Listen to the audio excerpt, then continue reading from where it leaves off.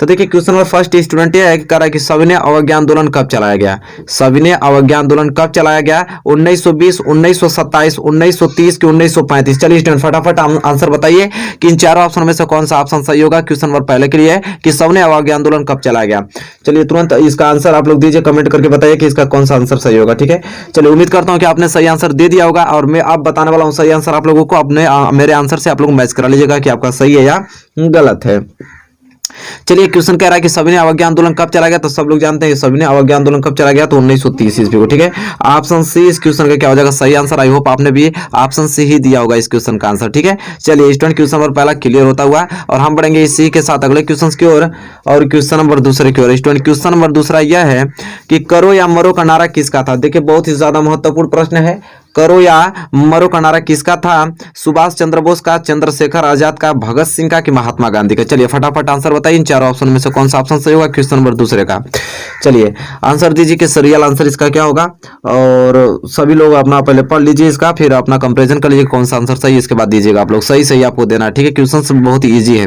तो चलिए मैं इसका सही आंसर आप लोगों को बता देता हूं कि करो या मरो का नारा किसका था, तो महात्मा गांधी का था। चलिए आंसर मिला लीजिएगा, जिनका सही है तो बहुत अच्छा, जिनका गलत है तो अभी याद कर लीजिए उसको। ठीक है, कि करो या मरो का नारा किसका था, तो महात्मा गांधी का था। चलिए क्वेश्चन नंबर दूसरा यहाँ पे अच्छे ढंग से क्लियर होता हुआ और इसी के साथ हम बढ़ेंगे अगले क्वेश्चन की ओर। स्टूडेंट क्वेश्चन नंबर तीसरे की ओर और स्टूडेंट जैसा कि देख पा रहे हैं क्वेश्चन नंबर तीसरा क्या कह रहा है, जो कि बहुत ही ज्यादा महत्वपूर्ण प्रश्न है। और क्वेश्चन नंबर तीसरा कह रहा है कि कपास की खेती के लिए कौन सी मृदा उपयुक्त है।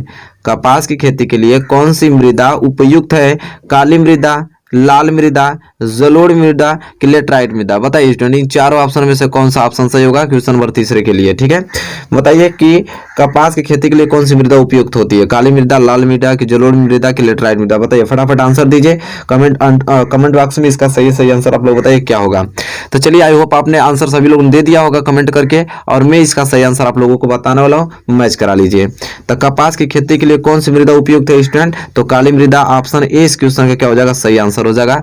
और उम्मीद करता हूं क्वेश्चन नंबर पहला क्लियर हो गया होगा, आपने भी क्वेश्चन नंबर फर्स्ट ही दिया होगा आंसर इसका। ठीक है, चलिए क्वेश्चन नंबर तीसरा क्लियर होता हुआ यहाँ पे, तो हम बढ़ेंगे अगले क्वेश्चन की ओर और क्वेश्चन नंबर चौथे की ओर।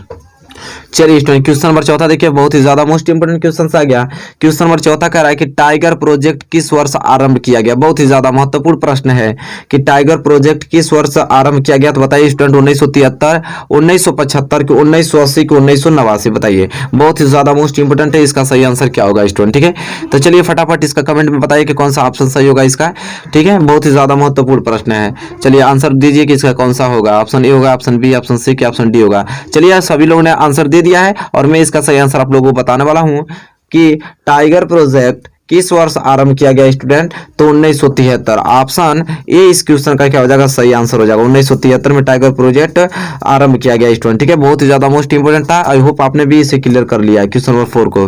चलिए question number 4 clear, question number 5 की ओर बढ़ चलते हैं और क्वेश्चन नंबर 5 स्टूडेंट यह है कि भारत की पहली नदी घाटी परियोजना किस नदी पर बनाई गई। बहुत ही ज्यादा मोस्ट इंपोर्टेंट क्वेश्चन है कि भारत की पहली नदी घाटी परियोजना किस नदी पर बनाई गई, दामोदर कि नर्मदा कि कोसी कि चेनाब नदी। बताइए बहुत ही ज्यादा मोस्ट इंपोर्टेंट पॉपुलर प्रश्न, इसका आंसर सभी लोगों का सही आना चाहिए कि भारत की पहली नदी घाटी परियोजना किस नदी पर बनाई गई स्टूडेंट। ठीक है, चलिए फटाफट आंसर दीजिए कि इसका सही रियल आंसर क्या होगा। ठीक है, चलिए आंसर दे दीजिए कि इसका सही क्या होगा। मैं अब जा रहा हूं इसका सही आंसर बताने के लिए। आई होप आपने दे दिया होगा कमेंट बॉक्स में इसका सही आंसर। ठीक है, तो चलिए क्वेश्चन कह रहा है स्टूडेंट यहाँ पे कि भारत की पहली नदी घाटी परियोजना किस नदी पर बनाई गई, तो किस नदी पर, तो दामोदर। ठीक है, दामोदर नदी घाटी पर यह बनाई गई। ठीक है, तो चलिए बहुत ही ज्यादा मोस्ट इंपोर्टेंट है, दामोदर नदी पर बनाई गई भारत की पहली नदी घाटी परियोजना। बहुत ही मोस्ट इंपोर्टेंट प्रश्न था। क्वेश्चन नंबर 5 क्लियर हो हुआ। हम बढ़ेंगे अगले क्वेश्चन की ओर, क्वेश्चन नंबर 6 की ओर। क्वेश्चन नंबर 6 बहुत ही ज्यादा मोस्ट इंपोर्टेंट क्वेश्चन है कि निम्नलिखित में से कौन सी रबी की फसल, बताइए धान, बाजरा, गेहूं कि मक्का। बताइए इन चारों ऑप्शन में से कौन सा रबी की फसल है। आपको कमेंट में सही आंसर इसका बताना है स्टूडेंट, सभी लोगों का सही आंसर आना चाहिए। ठीक है, चलिए तो निम्नलिखित में से कौन सी रबी की फसल है, बताइए इसका सही आंसर क्या होगा। और आई होप आपने सही आंसर दे दिया होगा स्टूडेंट और मैं अब जा रहा हूं इसका सही आंसर बताने के लिए और मेरे आंसर से आप लोग मैच करा लीजिए और आपको नोट करते चलना है कितना सही है कितना गलत है। तब ये वीडियो समाप्त हो जाएगी तो आपको टोटल कमेंट करके बताना होगा कि मेरी 20 क्वेश्चन में इतना सही था। ठीक है, तो चलिए बता देता हूं उसका सही आंसर। निम्नलिखित में से कौन सी रबी की फसल है, तो कौन सा है, गेहूं तो है, गेहूं क्या है, रबी की फसल है। तो चलिए क्वेश्चन नंबर 6 क्लियर होता हुआ क्वेश्चन नंबर 7 की ओर बढ़ चलते हैं। क्वेश्चन नंबर 7 देखिए, बहुत ही ज्यादा मोस्ट इंपोर्टेंट क्वेश्चन है कि अंकलेश्वर किसके उत्पादन के लिए प्रसिद्ध है। बहुत ही ज्यादा मोस्ट इंपोर्टेंट क्वेश्चन है कि अंकलेश्वर किसके उत्पादन के लिए प्रसिद्ध है, बताइए। पेट्रोलियम के, तांबा की, जस्ता की, यूरेनियम। बताइए इन चारों ऑप्शन में से कौन सा ऑप्शन सही होगा। क्वेश्चन नंबर 7 का बहुत ही ज्यादा मोस्ट इंपोर्टेंट क्वेश्चन है, बताइए इसका सही आंसर क्या होगा स्टूडेंट। ठीक है, फटाफट इसका आंसर दीजिए कि अंकलेश्वर किसके उत्पादन के लिए प्रसिद्ध है। चलिए मैं वेट कर रहा हूँ कि आप लोग इसका सही आंसर दे दिए होंगे, और इसी के साथ में इसका सही आंसर आप लोगों को बताने वाला हूं कि जो अंकलेश्वर किसके उत्पादन के लिए प्रसिद्ध है, तो पेट्रोलियम के लिए। ऑप्शन ए इस क्वेश्चन का क्या हो जाएगा, सही आंसर हो जाएगा। आई होप सबने ऑप्शन ए ही दिया होगा इस क्वेश्चन का आंसर। और क्वेश्चन नंबर 7 यहाँ पे क्लियर हो गया होगा स्टूडेंट, अच्छे तरीके से आपने कवर कर लिया है। तो क्वेश्चन नंबर 8 की ओर बढ़ेंगे, और क्वेश्चन नंबर 8 स्टूडेंट है कि श्रीलंका स्वतंत्र राष्ट्र कब घोषित हुआ। बहुत ही ज्यादा प्यारा प्रश्न है कि श्रीलंका स्वतंत्र राष्ट्र कब घोषित हुआ, 1947 में, 1950 में, कि 1948 में, कोई 1945 में। बताइए स्टूडेंट, बहुत ही ज्यादा मोस्ट इंपोर्टेंट क्वेश्चन है क्वेश्चन नंबर 8। ठीक है, तो चलिए फटाफट इसका सही आंसर बताइए, कमेंट बॉक्स में करके बताइए कि इसका रियल आंसर क्या होगा। ठीक है, और आई होप आपने बता भी दिया होगा, और मैं इसका सही आंसर आप लोगों को बताने वाला हूं कि श्रीलंका स्वतंत्र राष्ट्र कब घोषित हुआ स्टूडेंट। तो श्रीलंका स्वतंत्र राष्ट्र कब घोषित हुआ, तो 1948 में। ठीक है, 1948 में। ऑप्शन सी इस क्वेश्चन का क्या हो जाएगा, सही आंसर हो जाएगा स्टूडेंट। आई होप आपने चलिए क्वेश्चन नंबर 8 क्लियर हो गया। तो हम बढ़ेंगे अगले क्वेश्चन की ओर। क्वेश्चन नंबर 9 को नोट करते रहिए कि आपका कितना सही और कितना गलत हो रहा है। ठीक है, चलिए क्वेश्चन नंबर 9 की ओर बढ़ चलते हैं। चलिए क्वेश्चन नंबर 9 देख लेते हैं। क्वेश्चन नंबर 9 स्टूडेंट यह है कि भारतीय संविधान की 8वीं अनुसूची में कितनी भाषाओं का समावेश है। देखिए बताइए कि जो भारतीय संविधान की 8वीं अनुसूची में कितनी भाषाओं को सम्मिलित किया गया है, 20 की, 22 की, 24 की, 26। बताइए, बहुत ही प्यारा प्रश्न है, बहुत ही ज्यादा मोस्ट इंपोर्टेंट प्रश्न है ये। 2021 बोर्ड एग्जाम में आपको सारे प्रश्न देखने को मिलेंगे, मजा आ जाएगा आप लोगों को करने में। ठीक है, बताइए इसका रियल आंसर क्या होगा, सही आंसर क्या होगा, कमेंट में आप करके बताइए कि इसका सही आंसर क्या होगा। और आई होप आपने कर ही दिया होगा। ठीक है, इतना समय आप लोगों के लिए बहुत काफी है, और मैं इसका सही आंसर आप लोगों को बताने वाला हूं कि भारतीय संविधान की 8वीं अनुसूची में कितनी भाषाओं का समावेश है, तब 22। कितनी, तब 22 स्टूडेंट। ठीक है, ऑप्शन बी इस क्वेश्चन का क्या हो जाएगा, सही आंसर हो जाएगा। आई होप सबने ऑप्शन बी ही दिया होगा। ठीक है, चलिए क्वेश्चन नंबर 9 क्लियर। तो हम बढ़ेंगे अगले क्वेश्चन की ओर, और क्वेश्चन नंबर 10 की ओर। और स्टूडेंट क्वेश्चन नंबर 10 देखिए क्या बोल रहा है यहाँ पे कि नर्मदा बचाओ आंदोलन किससे संबंधित है। नर्मदा बचाओ आंदोलन किससे संबंधित है, सतलुज बांध से, कि हीराकुंड बांध से, कि नागार्जुन बांध से, कि सरदार सरोवर बांध से। बताइए इन चारों ऑप्शनों में से कौन सा ऑप्शन सही होगा कि नर्मदा बचाओ आंदोलन किससे संबंधित है स्टूडेंट। ठीक है, चलिए मैं थोड़ा कुछ समय दे रहा हूँ, फटाफट इसका कमेंट बॉक्स में इसका सही आंसर बताइए, और फिर इसके बाद में इसका सही आंसर आप लोगों को बताता हूँ, फिर मैच करा लीजिएगा। अगर आता है तो ठीक है, नहीं आता तो तुरंत याद कर लीजिएगा, आपके पास समय तो है नहीं अब। ठीक है, तो चलिए हमको लगता है कि सभी लोगों ने कमेंट कर ही दिया होगा इसका सही आंसर, और मैं बताने वाला हूं सही आंसर इसका कि नर्मदा बचाओ आंदोलन किससे संबंधित है, सरदार सरोवर बांध से है।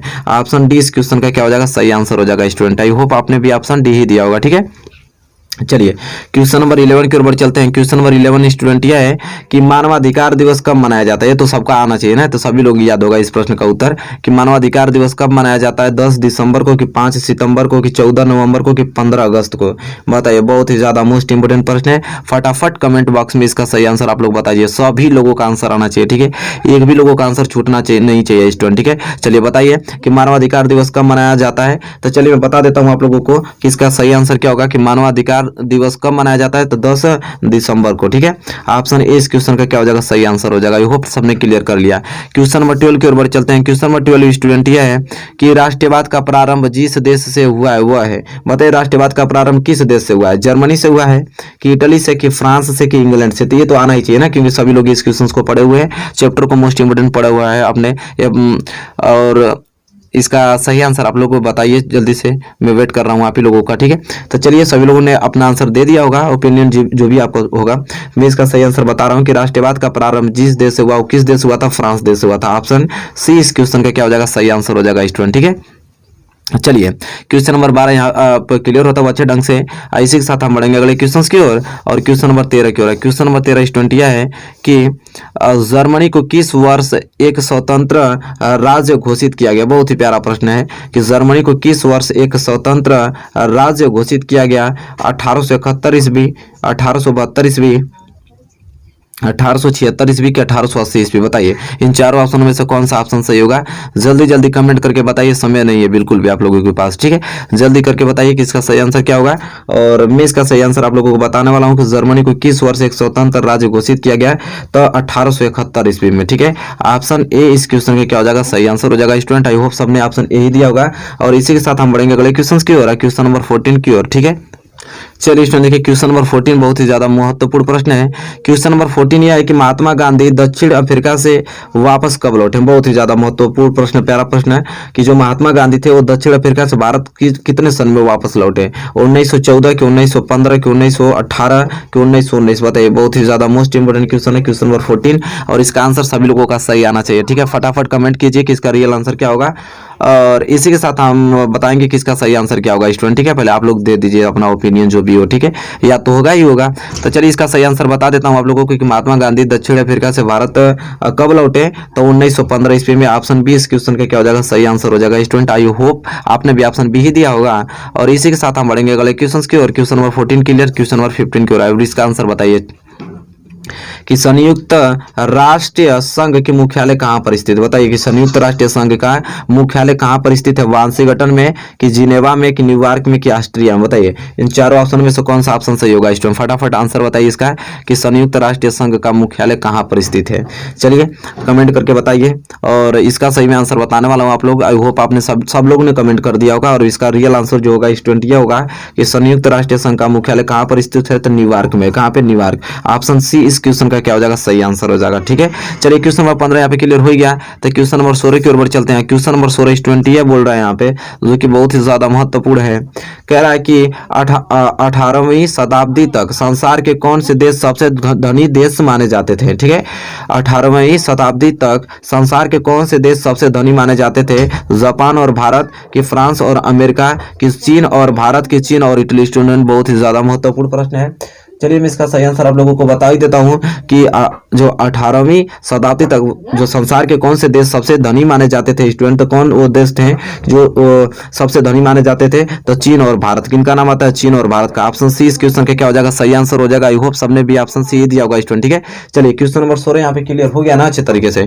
क्वेश्चन नंबर 17 की ओर बढ़ चलते हैं। क्वेश्चन नंबर 17 स्टूडेंट यह है कि अफ्रीका में किस बीमारी के प्रसार से अधिकांश जानवरों की मृत्यु हो गई?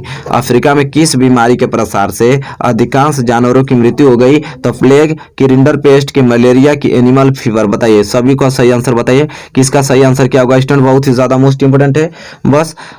और इसका सही आंसर क्या होगा जल्दी जल्दी कमेंट कीजिए, समय नहीं आप लोगों के पास बिल्कुल भी। और मैं इसका सही आंसर आप लोगों को बताने वाला हूँ। आई होप आप सबने अपना आंसर जो भी ओपिनियन रहा होगा आपने दे दिया होगा। और इसका सही आंसर स्टूडेंट यह होगा कि अफ्रीका में किस बीमारी के प्रसार से अधिकांश जानवरों की मृत्यु हो गई? तो रिंडर पेस्ट, ठीक है। रिंडर पेस्ट एक बीमारी चली थी और उस समय श्रीलंका के बहुत अफ्रीका के बहुत सारे जो जानवर की मृत्यु हो गई थी स्टूडेंट, ठीक है। तो चलिए ऑप्शन बी इस क्वेश्चन का सही होगा, क्वेश्चन नंबर 17 का। और इसी के साथ हम बढ़ेंगे अगले क्वेश्चन नंबर 18 की ओर। चलिए स्टूडेंट देखिए क्वेश्चन नंबर 18 आपकी स्क्रीन पे आ गया, जो कि बहुत ही ज्यादा महत्वपूर्ण प्रश्न है। क्वेश्चन नंबर 18 ये बोल रहा है कि लाल पीली मिट्टी पाई जाती है, लाल पीली मिट्टी पाई जाती है, बताइए दक्कन के पठार में कि मालवा प्रदेश में कि ब्रह्मपुत्र घाटी में कि थार रेगिस्तान में? बताइए इन चारों ऑप्शनों में से कौन सा ऑप्शन सही होगा। बहुत ही ज्यादा महत्वपूर्ण और प्यारा प्रश्न है कि लाल मिट्टी पाई जाती है स्टूडेंट, ठीक है। तो बताइए कहाँ पाई जाती है लाल मिट्टी? दक्कन के पठार में कि मालवा प्रदेश में कि ब्रह्मपुत्र घाटी में कि थार रेगिस्तान में? तो चलिए इसका सही आंसर आप लोगों ने बता दिया होगा। मैं इसका सही आंसर आप लोगों को बताने वाला हूं कि इसका रियल आंसर क्या होगा स्टूडेंट। क्वेश्चन नंबर 18 का, तो लाल पीली मिट्टी पाई जाती है स्टूडेंट कहां पे? तो दक्कन के पठार में। ऑप्शन ए इस क्वेश्चन का क्या हो जाएगा? सही आंसर हो जाएगा। आई होप सबने भी ऑप्शन ए ही दिया होगा इस क्वेश्चन का आंसर, ठीक है। चलिए question number 18 clear. Question number 19 की ओर बढ़ चलते हैं।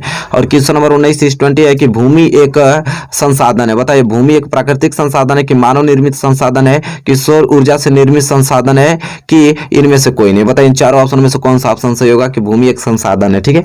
फटाफट आंसर दीजिए। तो बहुत ही सिंपल और पहला ही प्रश्न आपका बहुविकल्पीय का है, ठीक है। तो बहुत ही सिंपल और लाजवाब क्वेश्चन से इसका आंसर सभी लोगों का सही आना चाहिए, ठीक है, कि भूमि एक संसाधन है। आई होप सबने ऑप्शन दे दिया होगा इसका सही आंसर। मैं इसका रियल आंसर बताने वाला हूं आप लोगों को कि भूमि जो एक संसाधन है वो प्राकृतिक संसाधन है। सब लोग जानते हैं कि भूमि एक प्राकृतिक संसाधन है, ठीक है। चलिए इसका आंसर तो सभी लोगों का सही रहा होगा, ठीक है, इस क्वेश्चन का आंसर, ठीक है। चलिए लास्ट क्वेश्चन की ओर बढ़ चलते हैं। आज का लास्ट क्वेश्चन स्टूडेंट यह है कि निम्न में से कौन अजैवीय संसाधन है? बताइए बताइए इन चारों ऑप्शन में से बताना है कौन अजैवीय संसाधन है। चट्टाने की, पशु की, पौधे की, मछलियां। बताइए, very very most important question है कि इसका सही आंसर क्या होगा कि निम्न में से कौन अजैवीय संसाधन है। ठीक है स्टूडेंट, तो चलिए मैं इसका सही आंसर आप लोगों को बता देता हूँ। आप लोगों ने कमेंट कर दिया होगा। तो निम्न में से कौन अजैवीय संसाधन स्टूडेंट, तो चट्टान। चट्टान जो अजैवीय संसाधन होता है, और पशु, पौधे, जो मछलियां, ये सब जैवीय संसाधन होते हैं। ठीक है, चलिए स्टूडेंट क्वेश्चन पढ़ता हूँ। पहला क्वेश्चन यह है कि धोने के सोडा का रासायनिक सूत्र, धोने के सोडा का रासायनिक सूत्र है NaHCO3 Na2CO3 10H2O की CaOCl2 की NaOH। बताइए धोने के सोने का रासायनिक सूत्र क्या है। बहुत ही ज्यादा मोस्ट इंपोर्टेंट क्वेश्चन है। बताइए कि इसका सही आंसर क्या होगा। जल्दी जल्दी कमेंट करके आप लोग बताइए कि इसका सही आंसर क्या होगा, और मैं इसका सही आंसर आप लोग बताने वाला हूं क्योंकि आप लोग कमेंट कर चुके होंगे। ठीक है, तो इसका सही जो आंसर होगा स्टूडेंट वो होगा कि धोने के सोडा का जो रासायनिक सूत्र होता है वो Na2CO3 और 10H2 होता है। ऑप्शन 20 क्वेश्चन का सही आंसर है। आई होप सबने किया होगा, पूरा कंफर्म में कह रहा हूं, सबने ऑप्शन भी दिया होगा क्योंकि ये सारे क्वेश्चंस पढ़ा दिए गए हैं पहले ही। ठीक है, चलिए क्वेश्चन नंबर पहला क्लियर हो गया। तो इसी के साथ हम बढ़ेंगे अगले क्वेश्चन की ओर, और क्वेश्चन नंबर दूसरे की ओर। स्टूडेंट क्वेश्चन नंबर दूसरा बहुत ही ज्यादा पॉपुलर और महत्वपूर्ण प्रश्न है।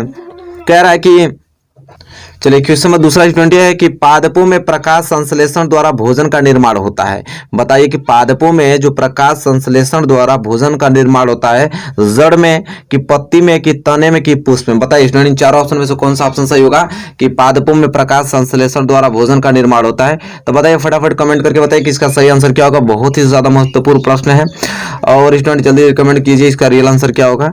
और आई होप आपने कर दिया होगा कि इसका सही आंसर क्या होगा। मैं बताने वाला हूं आप लोगों का एग्जैक्ट में इसका सही आंसर क्या होगा, मिला लीजिएगा मेरे आंसर से।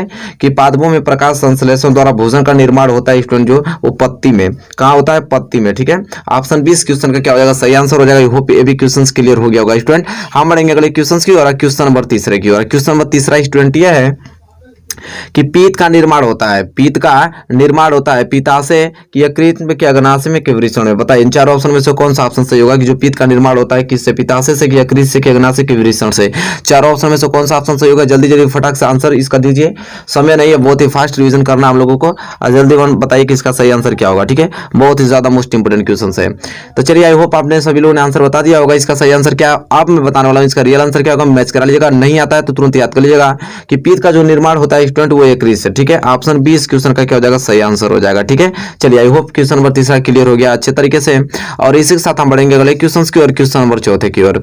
और क्वेश्चन नंबर 4 स्टूडेंट यह है कि ग्लाइकोलाइसिस की प्रक्रिया संपन्न होती है। ग्लाइकोलाइसिस की जो प्रक्रिया है वो संपन्न होती है कोशिका द्रव में, राइबोसोम्स में, कि माइटोकॉन्ड्रिया में, कि अंतःपद्रव्य जालिका में। बताइए very most important question, question number 4। ठीक है, बताइए कि ग्लाइकोलाइसिस की प्रक्रिया संपन्न होती है। फटाफट इसका सही आंसर बता दीजिए स्टूडेंट, बहुत ही ज्यादा मोस्ट इंपोर्टेंट प्रश्न है, क्वेश्चन नंबर 4। ठीक है, चलिए कमेंट कीजिए, मैं थोड़ा वक्त देता हूं आप लोगों का। हमको तो लगता है कि अब तक कमेंट आप लोग सभी बच्चे कर दिए होंगे, और मैं जा रहा हूं इसका सही आंसर बताने की। जो ग्लाइकोलाइसिस की प्रक्रिया संपन्न होती है वो कहाँ होती है, तो कोशिका द्रव में होती है। कहाँ, कोशिका द्रव में। ऑप्शन ए इस क्वेश्चन का क्या हो जाएगा, सही आंसर हो जाएगा। I hope question number 4 clear हो गया होगा। आपने भी क्वेश्चन नंबर 4 का आंसर यही दिया होगा, पूरा विश्वास है। चलिए क्वेश्चन 4 क्लियर। क्वेश्चन नंबर 5 की ओर चलते हैं, वो भी क्वेश्चन बहुत ही ज्यादा अच्छा है। चलिए स्टूडेंट देखिए क्वेश्चन नंबर 5 आ गया आपकी स्क्रीन पे। क्वेश्चन नंबर 5 कह रहा है कि फ्लोएम द्वारा भोजन का स्थानांतरण होता है। बहुत ही ज्यादा मोस्ट इंपोर्टेंट क्वेश्चन कि फ्लोएम द्वारा जो भोजन का स्थानांतरण होता है सुक्रोज के रूप में, कि प्रोटीन के रूप में, कि हार्मोन्स के रूप में, कि वसा के रूप में। बताइए इन चारों ऑप्शन में से कौन सा ऑप्शन सही होगा। ठीक है, बहुत ही ज्यादा महत्वपूर्ण प्रश्न है कि फ्लोएम द्वारा भोजन का स्थानांतरण जो होता है वो किस रूप में होता है। तो आंसर दीजिए। हमको तो लगता है कि आप लोग आंसर दे दिए होंगे, और हम चलिए इसका रियल आंसर बता देता, आप लोग मैच करा लीजिए कि जो फ्लोएम द्वारा भोजन का स्थानांतरण होता है स्टूडेंट वो सुक्रोज के रूप में होता है। किस रूप में, सुक्रोज के रूप में। ऑप्शन ए इस क्वेश्चन का क्या हो जाएगा, सही आंसर हो जाएगा। आई होप ये क्वेश्चन क्लियर हो गया होगा। ठीक है, चलिए question number 5 clear. Question number 6 की ओर बढ़ चलते हैं। क्वेश्चन नंबर 6 स्टूडेंट यह है कि यकृत संश्लेषित करता है, जो यकृत है वो संश्लेषित करता है शर्करा को, रुधिर की, यूरिया की, प्रोटीन। बताइए यकृत संश्लेषित करता है शर्करा की, रुधिर की, यूरिया की, प्रोटीन। बहुत ही ज्यादा मोस्ट इंपोर्टेंट क्वेश्चन नंबर 6, और इसका सही आंसर आप लोग बताइए, अभी चाहिए मुझे। ठीक है, सभी लोग कमेंट कीजिए यकृत संश्लेषित करता है। चलिए आई होप सब लोगों ने कर दिया होगा कमेंट, और मैं इसका सही आंसर आप लोगों को बताने वाला हूं कि इसका सही आंसर क्या होगा स्टूडेंट। तो यकृत संश्लेषित करता है तो यूरिया संश्लेषित करता है यकृत। ठीक है, चलिए क्वेश्चन नंबर 6 का ऑप्शन नंबर 6 सही हो जाएगा। और हम बढ़ेंगे अगले क्वेश्चन की ओर, क्वेश्चन नंबर 7 की ओर। और स्टूडेंट क्वेश्चन नंबर 7 स्टूडेंट यह है कि वृक्क बना होता है। बताइए वृक्क जो होता है वो बना होता है किससे? मूत्रवाहिनियों से, कि पेल्विग्नियम नलिकाओं से, पेल्विग्नियम नलिकाओं से, कि नेफ्रॉन से, कि शुक्रजनक नलिकाओं से। बताइए इन चार ऑप्शन में से कौन सा ऑप्शन सही होगा क्वेश्चन नंबर 7 का? बताइए बहुत ही ज्यादा मोस्ट इंपोर्टेंट, फटाफट क्वेश्चन बताइए क्वेश्चन का क्या आंसर होगा कि वृक्क बना होता है। ठीक है, वृक्क किससे बना होता है स्टूडेंट? चलिए बताइए, हमको लगता है कि सभी लोगों ने कमेंट कर दिया होगा। अब मैं इसका सही आंसर आप लोगों को बताने वाला हूं, मैच करा लीजिए। तो जो वृक्क स्टूडेंट बना होता है वो नेफ्रॉन से बना होता है। किससे? नेफ्रॉन से। ऑप्शन सी इस क्वेश्चन का क्या हो जाएगा? सही आंसर हो जाएगा। आई होप सबने ऑप्शन सी दिया होगा। ठीक है, चलिए question number 7 clear. Question number 8 की ओर बढ़ चलते हैं। क्वेश्चन नंबर 8 जो क्वेश्चन से स्टूडेंट वो है कि केवल प्रोटीन्स के बने होते हैं, केवल प्रोटीन्स के बने होते हैं क्लोरोप्लास्ट, लाइसोसोम्स, प्रायोन्स के जीन्स। बताइए केवल प्रोटीन के बने होते हैं। इन चार ऑप्शन में से कौन सा ऑप्शन सही होगा? जल्दी जल्दी कमेंट करके बताइए कि कौन सा ऑप्शन सही होगा स्टूडेंट। ठीक है, क्वेश्चन नंबर 8वां का। तो चलिए आई होप, हमको लगता है सभी लोगों ने आंसर दे ही दिया होगा लगभग कि इसका क्या सही आंसर होगा, और मैं इसका सही आंसर बताने वाला हूँ। चलिए मैच करा लीजिए कि केवल प्रोटीन्स के बने होते हैं। तो केवल प्रोटीन्स के बने होते हैं तो प्रायोन्स, प्रायोन्स जो होते हैं वो केवल प्रोटीन के बने होते हैं स्टूडेंट। ठीक है, बहुत ही ज्यादा मोस्ट इंपोर्टेंट क्वेश्चन नंबर 8 है।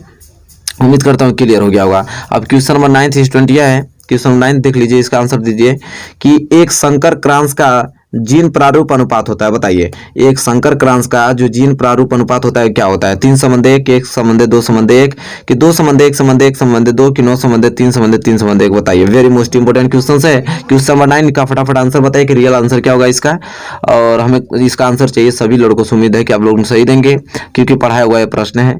और चलिए सभी लोगों ने आंसर दे दिया अपना। मैं सही आंसर बताने वाला हूँ इसका कि एक संकर क्रांस का जो जीन प्रारूप का अनुपात होता है स्टूडेंट वो कितना होता है? तो 1:2:1 होता है। ऑप्शन बी इस क्वेश्चन का क्या हो जाएगा? सही आंसर हो जाएगा स्टूडेंट। ठीक है, I hope question number 9 clear हो गया होगा। इसका ऑप्शन नंबर बी सही है। और हम बढ़ेंगे अगले क्वेश्चन की ओर, क्वेश्चन नंबर 10 की ओर। चलिए क्वेश्चन नंबर 10 देखिए स्टूडेंट, बहुत ही ज्यादा महत्वपूर्ण आपकी स्क्रीन पे आ गया। क्वेश्चन नंबर 10 कह रहा है कि दर्पण की फोकस दूरी स्मॉल एफ तथा वक्रता त्रिज्या कैपिटल आर के बीच संबंध है। बताइए कि दर्पण की जो फोकस दूरी स्मॉल एफ होती है तथा वक्रता त्रिज्या कैपिटल आर जो होती है इनके बीच क्या संबंध है? इन चार ऑप्शन में से एफ बराबर आर, की एफ बराबर 1/r, की 2f बराबर आर, की एफ बराबर 2r। बताइए इन चार ऑप्शन में से कौन सा ऑप्शन सही है? बहुत ही ज्यादा मोस्ट इंपोर्टेंट क्वेश्चन है स्टूडेंट। ठीक है, 2021 बोर्ड एग्जाम में देखने को आपको मिल सकता है। बहुत ही प्यारा प्रश्न है। तो चलिए फटाफट कमेंट कीजिए और इसका मैं सही आंसर बताने वाला हूं क्योंकि आप लोगों ने आंसर तुरंत दे दिया होगा। ठीक है, तो इसका सही आंसर होगा कि दर्पण की जो फोकस दूरी स्मॉल एफ होती है तथा वक्रता त्रिज्या कैपिटल आर उनके बीच जो संबंध होता है वो 2f बराबर आर होता है। 2f बराबर आर, क्योंकि देखिए यहाँ पे 2f बराबर आर होता है, तभी तो हम यहाँ पे f जो निकालते हैं वो r/2 हो जाता है। ठीक है, फॉर्मूला इसी से बना होता है। तो क्वेश्चन नंबर 10 का जो ऑप्शन होगा सी सही होगा। आई होप सबने भी ऑप्शन सी ही दिया होगा। चलिए क्वेश्चन क्लियर होता हुआ। ठीक है, क्वेश्चन नंबर 11 की ओर बढ़ चलते हैं। क्वेश्चन नंबर 11 स्टूडेंट क्या है जो कि बहुत ही ज्यादा महत्वपूर्ण प्रश्न है। और क्वेश्चन नंबर 11 कह रहा है कि एक उत्तल दर्पण की फोकस दूरी 12 सेंटीमीटर है। एक उत्तल दर्पण की फोकस दूरी 12 सेंटीमीटर है। दर्पण के उत्तल पृष्ठ की वक्रता त्रिज्या होगी। देखिए यहाँ पे एकदम उसी फार्मूले पे सूत्र दे दिया है कि एक उत्तल दर्पण की फोकस दूरी आपको स्मॉल एफ बराबर 12 सेंटीमीटर दे दिया है और कह रहा है कि उत्तल पृष्ठ की वक्रता त्रिज्या कैपिटल आर पूछ रहा है। तो बताइए कि क्या होगा? 6 सेंटीमीटर, 12 सेंटीमीटर, 18 सेंटीमीटर की 24 सेंटीमीटर। अभी मैं जस्ट बताऊँ, आप बताइए इसका सही आंसर क्या होगा। तो फॉर्मूला क्या होता है? आर बराबर क्या होता है? 2f तो होता है। आप तुरंत निकाल दीजिए स्टूडेंट, कमेंट कीजिए और मैं इसका सही आंसर आप लोगों को बता देता हूँ कि आर बराबर क्या हो जाएगा? 2 और एफ का वैल्यू आगे से दे रखा है 12, तो 12 दूनी के 24, तो 24 सेंटीमीटर। मतलब ऑप्शन डी इस क्वेश्चन का क्या हो जाएगा? सही आंसर हो जाएगा स्टूडेंट। ठीक है, सब लोग ने दे दिया होगा, पूरा विश्वास है। चलिए question number 11 clear. Question number 12 की ओर बढ़ चलते हैं। क्वेश्चन नंबर 12 जो स्टूडेंट है बहुत ही ज्यादा मोस्ट इंपोर्टेंट क्वेश्चन है। क्वेश्चन नंबर 12 ये कह रहा है कि किसी चालक तार में विद्युत धारा का प्रवाह होता है। बताइए स्टूडेंट कि किसी चालक तार में जो विद्युत धारा का प्रवाह होता है मुक्त इलेक्ट्रॉनों द्वारा, कि प्रोटॉनों द्वारा, कि आयनों द्वारा, कि न्यूट्रॉनों द्वारा। बताइए फटाफट बताइए क्वेश्चन नंबर 12 का कौन सा सही आंसर होगा?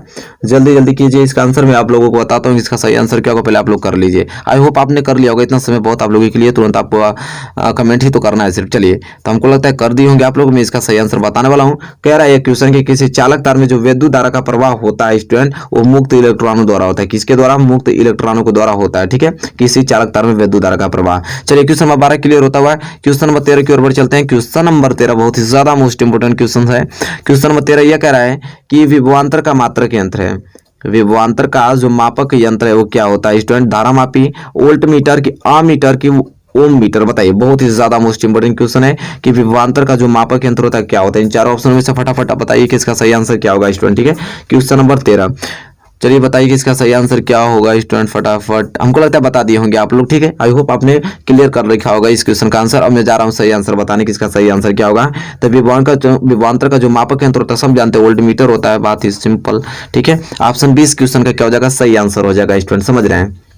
चलिए तब क्वेश्चन नंबर 13 हो ही गया, तो हम बढ़ेंगे अगले क्वेश्चन की ओर, क्वेश्चन नंबर 14 की ओर।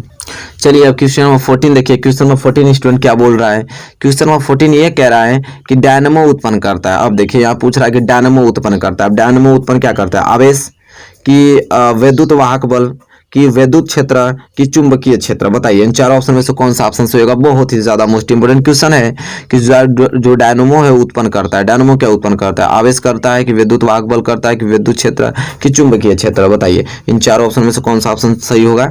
बहुत ही ज्यादा मोस्ट इंपोर्टेंट क्वेश्चन है स्टूडेंट, इसका सही आंसर आप लोग बताइए क्या होगा। आई होप आपने बता दिया होगा, मैं इसका सही आंसर आप लोगों को बताने वाला हूँ कि इसका सही आंसर क्या होगा। कह रहा है कि डायनेमो उत्पन्न करता है, ठीक है। तो बताइए डायनेमो क्या उत्पन्न करता होगा इसमें से, तो मैं सही आंसर बता देता हूँ। जो डायनेमो उत्पन्न करता है विद्युत वाहक बल करता है। ऑप्शन 20 क्वेश्चन का सही आंसर है। डायनेमो उत्पन्न क्या करता है, विद्युत वाहक बल करता है। चलिए क्वेश्चन नंबर जो बी है, और क्वेश्चन नंबर 14 का ऑप्शन बी सही होगा, ठीक है। चलिए क्वेश्चन नंबर 15 की ओर चलते हैं स्टूडेंट। क्वेश्चन नंबर 15 क्या बोल रहा है यहाँ पे, देखिए कि गर्म जल प्राप्त करने के लिए हम सौर जल तापक का उपयोग किस दिन नहीं कर सकते हैं। कह रहा है कि जब हम गर्म जल प्राप्त करने के लिए हम सौर जल तापक का उपयोग किस दिन नहीं कर सकते, धूप वाले दिन कि बादलों वाले दिन कि गर्म वाले दिन कि पवन वायु वाले दिन, बताइए इन चारों ऑप्शन में से कौन सा ऑप्शन सही होगा। बहुत ही ज्यादा टेक्निकल है, आप पढ़ेंगे तो खुद अर्थ निकाल देंगे हाँ क्या कंडीशंस कह रहा है, तुरंत आंसर दे देंगे आप लोग, थोड़ा भी दिमाग लगाएंगे तो चलिए इसका फटाफट आंसर बताइए कि क्या होगा। एक बार बढ़िया से पढ़ लीजिए, ऑप्शनों को देख लीजिए, फिर दिमाग लगाइए, फिर इसका सही आंसर बताइए। तो चलिए आई होप आपने सबने आंसर अपना बता दिया होगा कि इसका सही आंसर क्या है। मैं इसका सही आंसर बता रहा हूं, देखिए कह रहा है कि गर्म जल। अच्छा बताइए जब गर्म जल प्राप्त करने के लिए हम सौर जल तापक का उपयोग किस दिन नहीं कर सकते हैं, तो धूप वाले दिन तो जाहिर सी बात और हीट हो जाएगा और बढ़िया हो जाएगा, ठीक है। गर्म वाले दिन तो ऑटोमेटिक हो जाएगा, पवन वाले में कर लेते हैं। ये बताइए बादलों वाले के दिन कर सकते हैं क्या, जिस दिन बारिश होगी उस दिन कैसे कर सकते हैं, हम नहीं कर सकते हैं, तो बादलों वाले दिन नहीं कर सकते हैं। तो गर्म जल प्राप्त करने के लिए हम सौर जल तापक का उपयोग किस दिन नहीं कर सकते, तो बादलों वाले दिन। ऑप्शन 20 क्वेश्चन का क्या हो जाएगा, सही आंसर हो जाएगा, ठीक है। चलिए क्वेश्चन नंबर यहाँ पे जो 15 है क्लियर होता हुआ क्वेश्चन नंबर 16 की ओर बढ़ चलते हैं। और क्वेश्चन नंबर 16 यह है कि एसिटिक अम्ल में अम्लीय हाइड्रोजन परमाणुओं की संख्या है। एसिटिक अम्ल में अम्लीय हाइड्रोजन परमाणुओं की संख्या है 1 2 3 कि 4, बताइए एसिटिक अम्ल में अम्लीय हाइड्रोजन परमाणुओं की संख्या बताइए 1 2 3 4। फटाफट कमेंट करके बताइए कि इसका सही आंसर क्या होगा, ठीक है, क्वेश्चन नंबर 16 का। तो चलिए आई होप आपने सबने आंसर दे दिया होगा। मैं इसका सही आंसर आप लोगों को बताने वाला हूं कि एसिटिक अम्ल में जो अम्लीय हाइड्रोजन परमाणुओं की संख्या होती है वो स्टूडेंट कितनी होती है, 1 होती है, मात्र 1 होती है, ठीक है। चलिए क्वेश्चन नंबर 16 यहाँ पे क्लियर होता हुआ हम बढ़ेंगे अगले क्वेश्चन की ओर, क्वेश्चन नंबर 17 की ओर।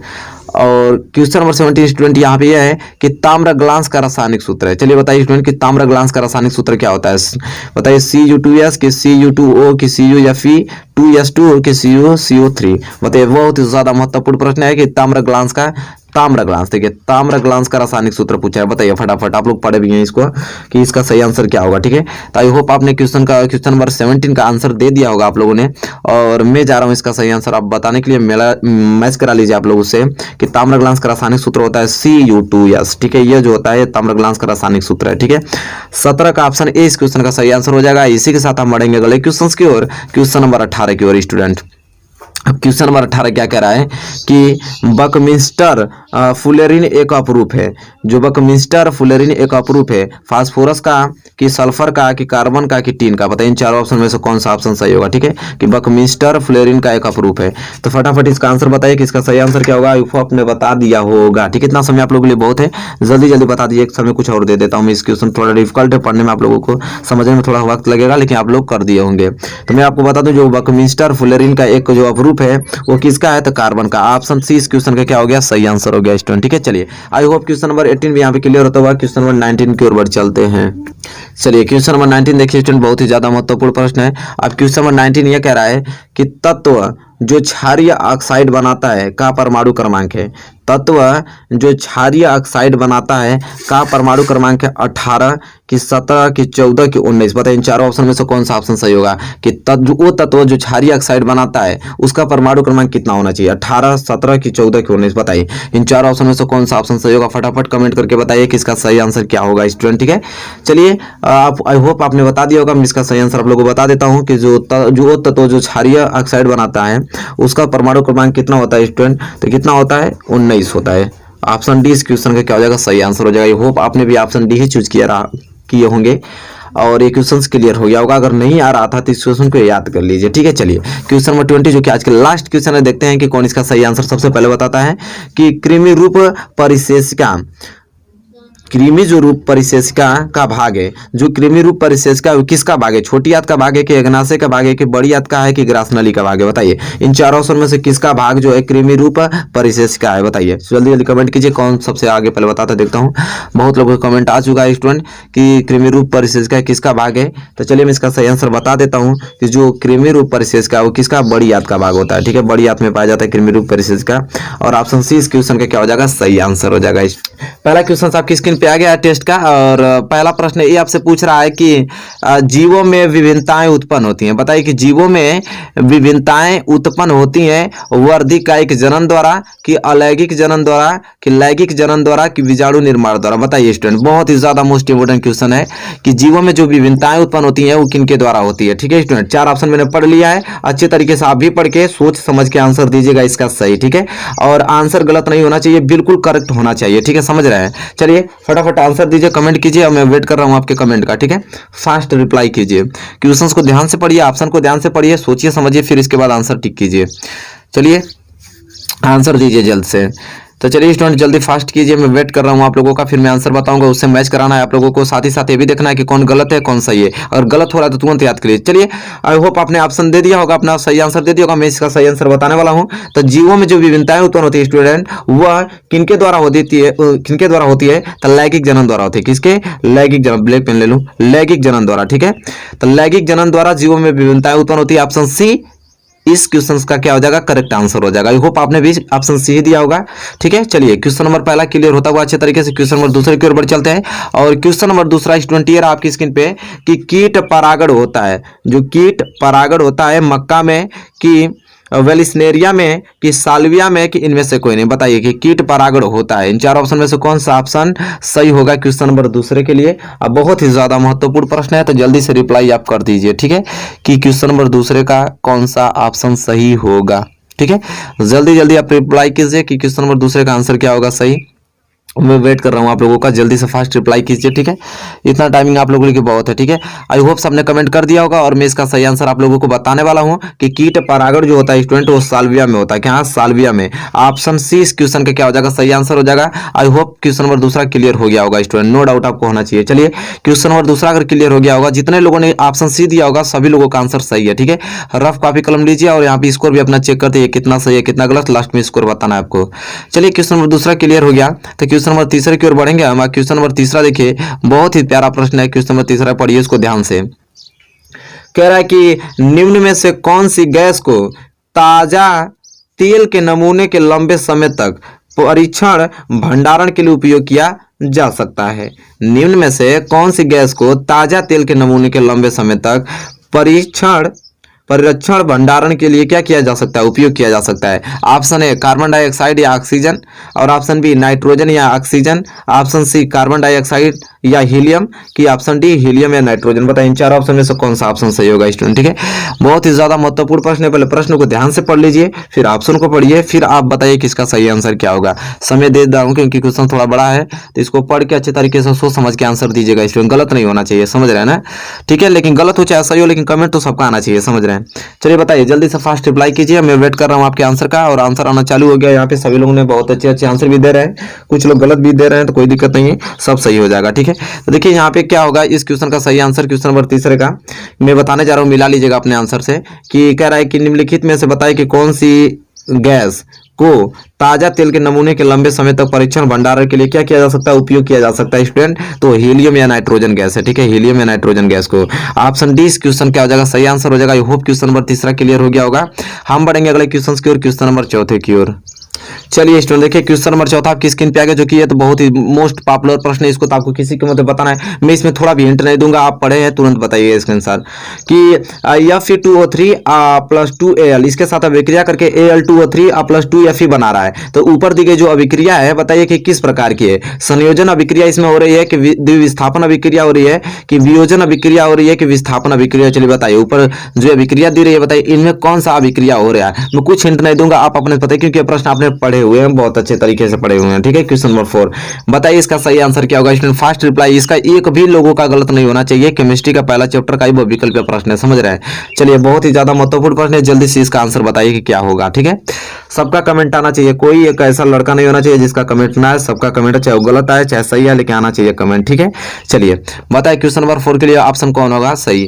तो हमको लगता है कि सभी लोगों ने अपना आंसर दे दिया स्टूडेंट, और मेरे आंसर का आप लोग इंतजार कर रहे हैं, और मैं जा रहा हूं इसका सही आंसर बताने की। जो ऊपर दी गई अभिक्रिया जो हो रही है स्टूडेंट, वो विस्थापन अभिक्रिया हो रही है। कौन? वो विस्थापन अभिक्रिया हो रही है स्टूडेंट। जितने लोगों ने ऑप्शन डी इस क्वेश्चन का सही आंसर दिया होगा सबका एकदम सही रहा होगा। ठीक है, चलिए क्वेश्चन नंबर 4 क्लियर होता हुआ क्वेश्चन नंबर 5 की ओर बढ़ चलते हैं। क्वेश्चन नंबर 5 स्टूडेंट ये कह रहा है यहाँ पे कि निम्नलिखित में से कौन सा तत्व अणु अम्ल के साथ संयोग करके हाइड्रोजन गैस निकालता है। कह रहा है कि इन चारों ऑप्शन में से कौन सा ऐसा तत्व है जो कि अणु अम्ल के साथ क्या करता है, संयोग करता है, और संयोग करने के बाद हाइड्रोजन गैस निकालता है। वो कौन सा तत्व है? क्लोरीन है कि तांबा है कि जस्ता, जस्ता को जिंक भी कहते हैं, कि सल्फर है। बताइए इन चारों ऑप्शन में से कौन सा ऑप्शन सही होगा क्वेश्चन नंबर 5 के लिए। चलिए फटाफट आंसर बताइए कि इन चारों ऑप्शन में से कौन सा ऑप्शन सही होगा। जल्दी फास्ट रिप्लाई कीजिए, वेट कर रहा हूं मैं आपके आंसरों का। ठीक है, जल्दी से बताइए कि कौन सा सही आंसर होगा स्टूडेंट क्वेश्चन नंबर 5 के लिए। जल्दी जल्दी कमेंट कीजिए, सभी लोगों का कमेंट आना चाहिए, इसलिए मैं वक्त दे रहा हूं ताकि सभी लोग अच्छे से कमेंट कर पाए। ठीक है, कि एक लोग कभी छोटे नहीं। चलिए आप लोग कमेंट कीजिए, तभी मैं सही आंसर इसका बताऊंगा, फिर मैच कराइएगा आप लोग। तो चलिए हमको लगता है कि सभी लोगों ने अपना आंसर दे दिया होगा, इतना टाइमिंग बहुत आप लोगों के लिए, और मैं जा रहा हूँ इसका सही आंसर आप लोगों को बताने के लिए। मैच कराइए आप लोग कि निम्नलिखित में से कौन सा ऐसा तत्व पूछ रहा है कि जो अणु अम्ल के साथ संयोग करके क्या बना रहा है स्टूडेंट, हाइड्रोजन गैस निकालता हो। ठीक है, वो कौन सा तत्व है? तो वो है आपका जस्ता या जिंक। जस्ता क्या करता है? अणु अम्ल के साथ संयोग करके हाइड्रोजन गैस निकालता है स्टूडेंट। ऑप्शन सी इस क्वेश्चन का क्या हो जाएगा, सही आंसर हो जाएगा। क्वेश्चन नंबर 5 क्लियर होता हुआ अच्छे तरीके से क्वेश्चन नंबर 6 और बढ़ चलते हैं। क्वेश्चन नंबर 6 देखिए कितना मोस्ट इंपोर्टेंट क्वेश्चन है, पढ़ता हूं, इसका आंसर दीजिए आप लोग। कह रहा है कि अग्नाशयी रस किसके पाचन में सहायक होता है। अग्नाशयी रस किसके पाचन में सहायक होता है? प्रोटीन के, कि प्रोटीन एवं वसा के, कि प्रोटीन एवं कार्बोहाइड्रेट्स के, कि इन सभी के। बताइए इन चारों ऑप्शन में से कौन सा ऑप्शन सही होगा। बहुत ही ज्यादा महत्वपूर्ण प्रश्न है, बायोलॉजी का यह प्रश्न है, बहुविकल्पीय, और यह क्वेश्चन बहुत बार पूछा गया है, आपका गलत नहीं होना चाहिए। ठीक है, बताइए कि इसका सही आंसर क्या होगा। अग्नाशयी रस किसके पाचन में सहायक होता है? बताइए प्रोटीन, प्रोटीन एवं वसा के, प्रोटीन एवं कार्बोहाइड्रेट्स के, किन सभी के। बताइए चार ऑप्शन में से बताइए कौन सा ऑप्शन सही होगा। तो आई होप हमको लगता है सभी लोगों ने अपना आंसर बता दिया होगा कि क्या सही होगा इसका आंसर क्वेश्चन नंबर 6 का, और मैं जा रहा हूं इसका सही आंसर बताने, मैच करा लीजिए। कह रहा है कि अग्नाशयी रस किसके पाचन में सहायक होता है। तो देखिए अग्नाशयी जो रस होता है वो प्रोटीन के में भी सहायक होता है, प्रोटीन एवं वसा के रूप में भी, प्रोटीन एवं कार्बोहाइड्रेट्स के भी, इसलिए ऑप्शन डी क्या हो जाएगा सही आंसर, मतलब इन सभी के रूप में। ठीक है, इन सभी में अग्नाशयी रस पाचन में सहायक होता है। ठीक है, ऑप्शन डी इस क्वेश्चन का क्या हो जाएगा सही आंसर हो जाएगा। क्वेश्चन नंबर 6 बहुत अच्छे तरीके से क्लियर होता हुआ, और इसी के साथ हम बढ़ेंगे अगले क्वेश्चन की, और क्वेश्चन नंबर 7वें की। क्वेश्चन नंबर 7वां पढ़िए, इसका उत्तर दीजिए। क्वेश्चन नंबर 7वां कह रहा है कि पादपों में वायु प्रदूषण कम करने वाली प्रक्रिया है। पादपों में वायु प्रदूषण कम करने वाली प्रक्रिया है श्वसन की, प्रकाश संश्लेषण की, वाष्पोत्सर्जन की, प्रोटीन। बताइए प्रकाश संश्लेषण यहाँ पे।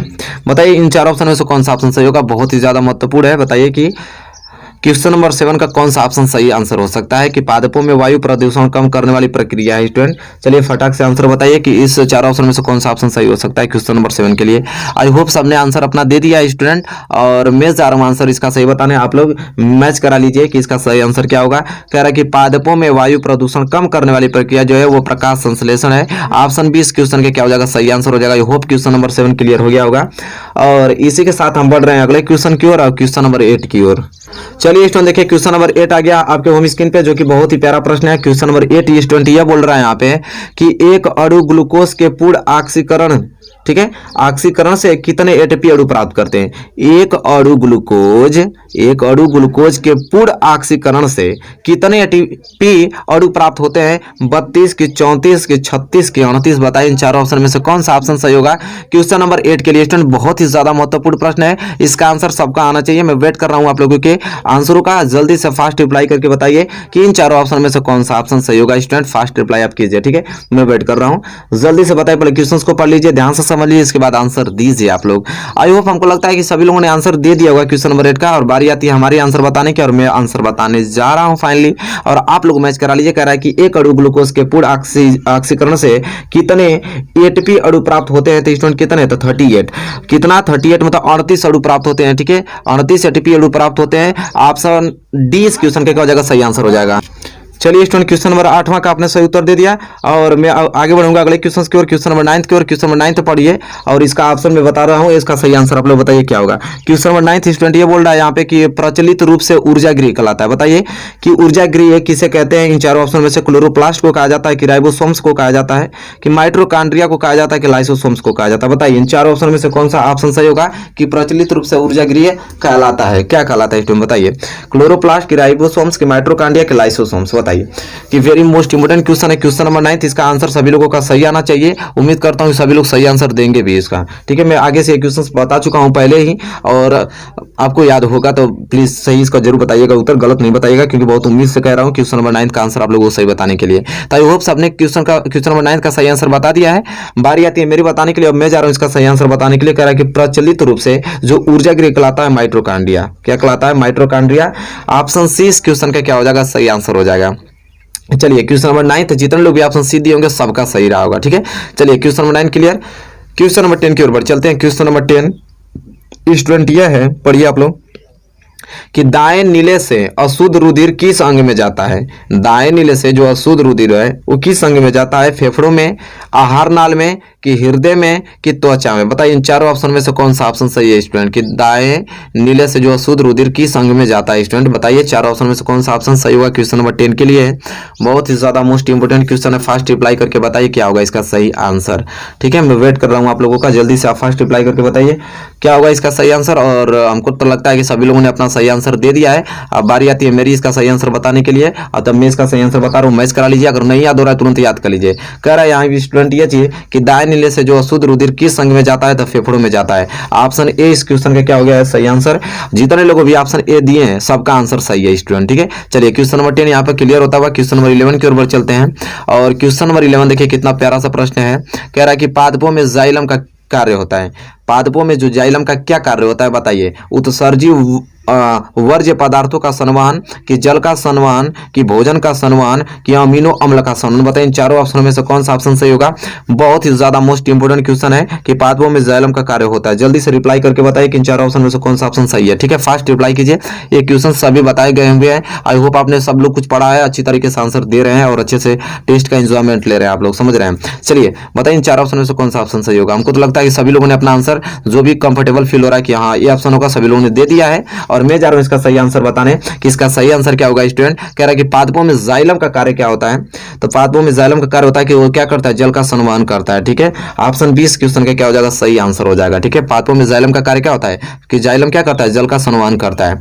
क्वेश्चन नंबर 11 यहाँ पे पूर्ण रूप से क्लियर होता हुआ, और इसी के साथ हम बढ़ेंगे अगले क्वेश्चन की ओर, क्वेश्चन नंबर 12 की ओर। चलिए स्टूडेंट देखिए क्वेश्चन नंबर 12 आ गया, कितना मोस्ट इंपोर्टेंट क्वेश्चन है। क्वेश्चन नंबर 12 स्टूडेंट ये बोल रहा है यहाँ पे कि एक प्रोटॉन पर विद्युत आवेश की मात्रा होती है। देखिए बहुत ही पॉपुलर प्रश्न है, इसका तो आंसर आप लोग सभी लोग देंगे, जानते हैं कि नहीं? सभी लोग को आना चाहिए क्योंकि नॉर्मल क्वेश्चन है, बहुत पॉपुलर भी क्वेश्चन है।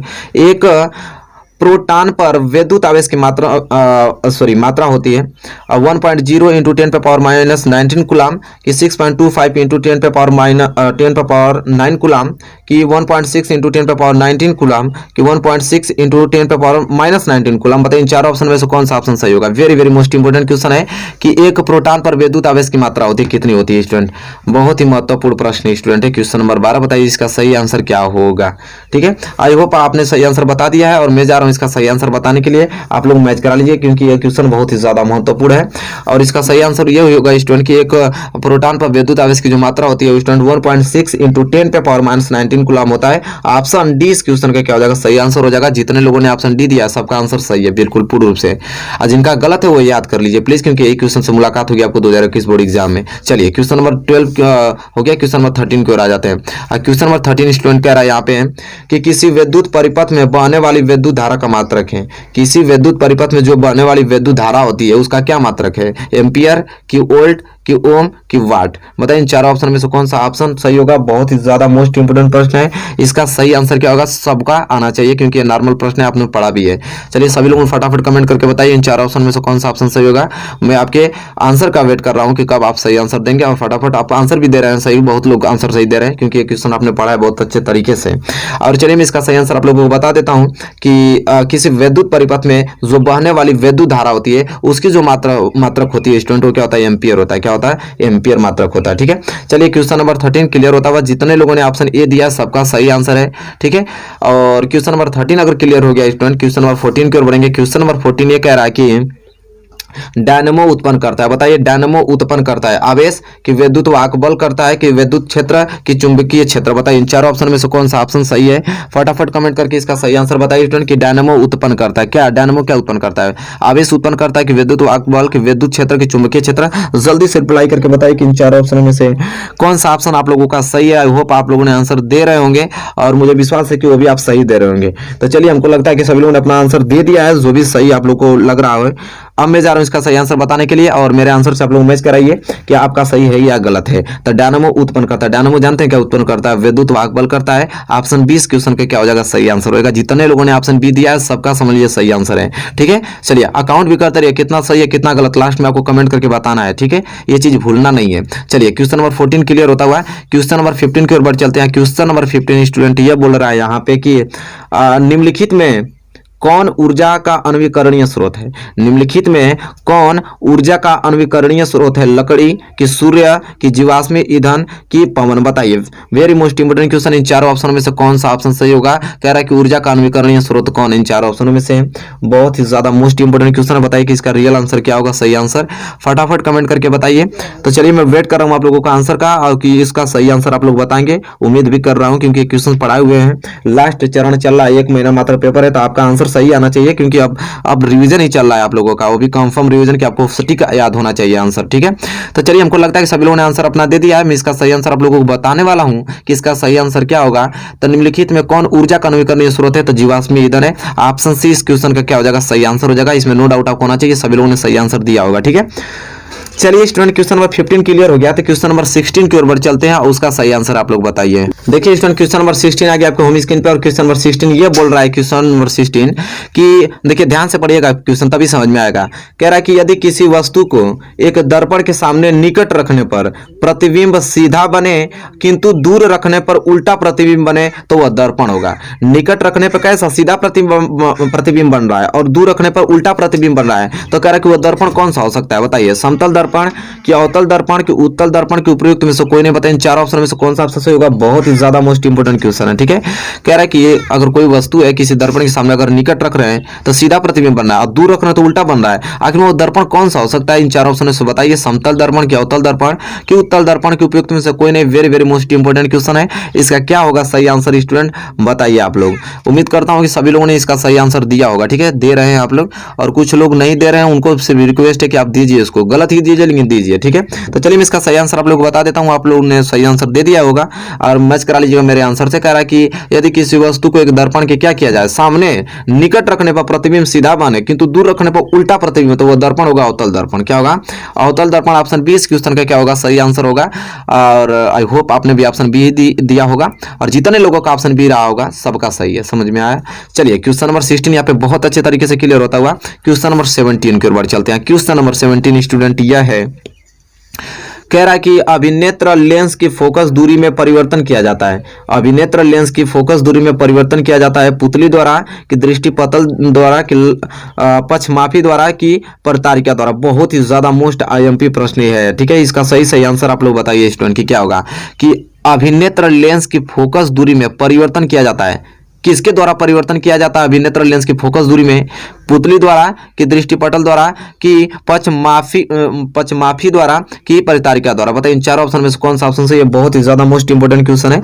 तो चलिए फटाफट का इसका सही आंसर बता दिए, मैं वेट कर रहा हूं और आई होप आपने सही आंसर बता दिया होगा। मैं जा रहा हूं इसका सही आंसर बताने के लिए और मैच करा लिया लोग कि अभिनेत्र लेंस की जो फोकस दूरी में परिवर्तन किया जाता है वो पक्षमापी द्वारा किया जाता है। ऑप्शन सी इस क्वेश्चन का क्या हो जाएगा? सही आंसर हो जाएगा। ठीक है, याद कर लीजिए इस प्रश्न को। ठीक है, जिसको याद है तो भाई उनको तो बात कुछ अलग है, और जिनको नहीं याद वो याद कर लें, प्लीज याद कर लें, क्योंकि यह सब क्वेश्चन आपको देखने को मिलेगा तो आप उसको सही आंसर करके आएंगे बोर्ड एग्जाम में। समझ में आया? चलिए क्वेश्चन नंबर 17 क्लियर होता हुआ क्वेश्चन नंबर 18 की ओर बढ़ चलते हैं। क्वेश्चन नंबर 18 स्टूडेंट यह बोल रहा है यहाँ पे कि किसी चालक में धारा का प्रवाह होता है। किसी भी चालक में जो धारा का प्रवाह होता है किसके द्वारा होता है? इलेक्ट्रॉनों के द्वारा होता है कि प्रोटॉनों के द्वारा होता है कि न्यूट्रॉनों के द्वारा होता है कि इनमें से कोई नहीं? बताइए कि किसी चालक में जो धारा का प्रवाह होता है किसके द्वारा होता है? Very very most important question है और क्वेश्चन नंबर 18 का सबका सही आंसर आना चाहिए, क्योंकि बहुत ही ज्यादा महत्वपूर्ण प्रश्न है, आपने पढ़ा भी है इस क्वेश्चन को कई बार। तो चलिए इसका सही आंसर बताइए क्या होगा।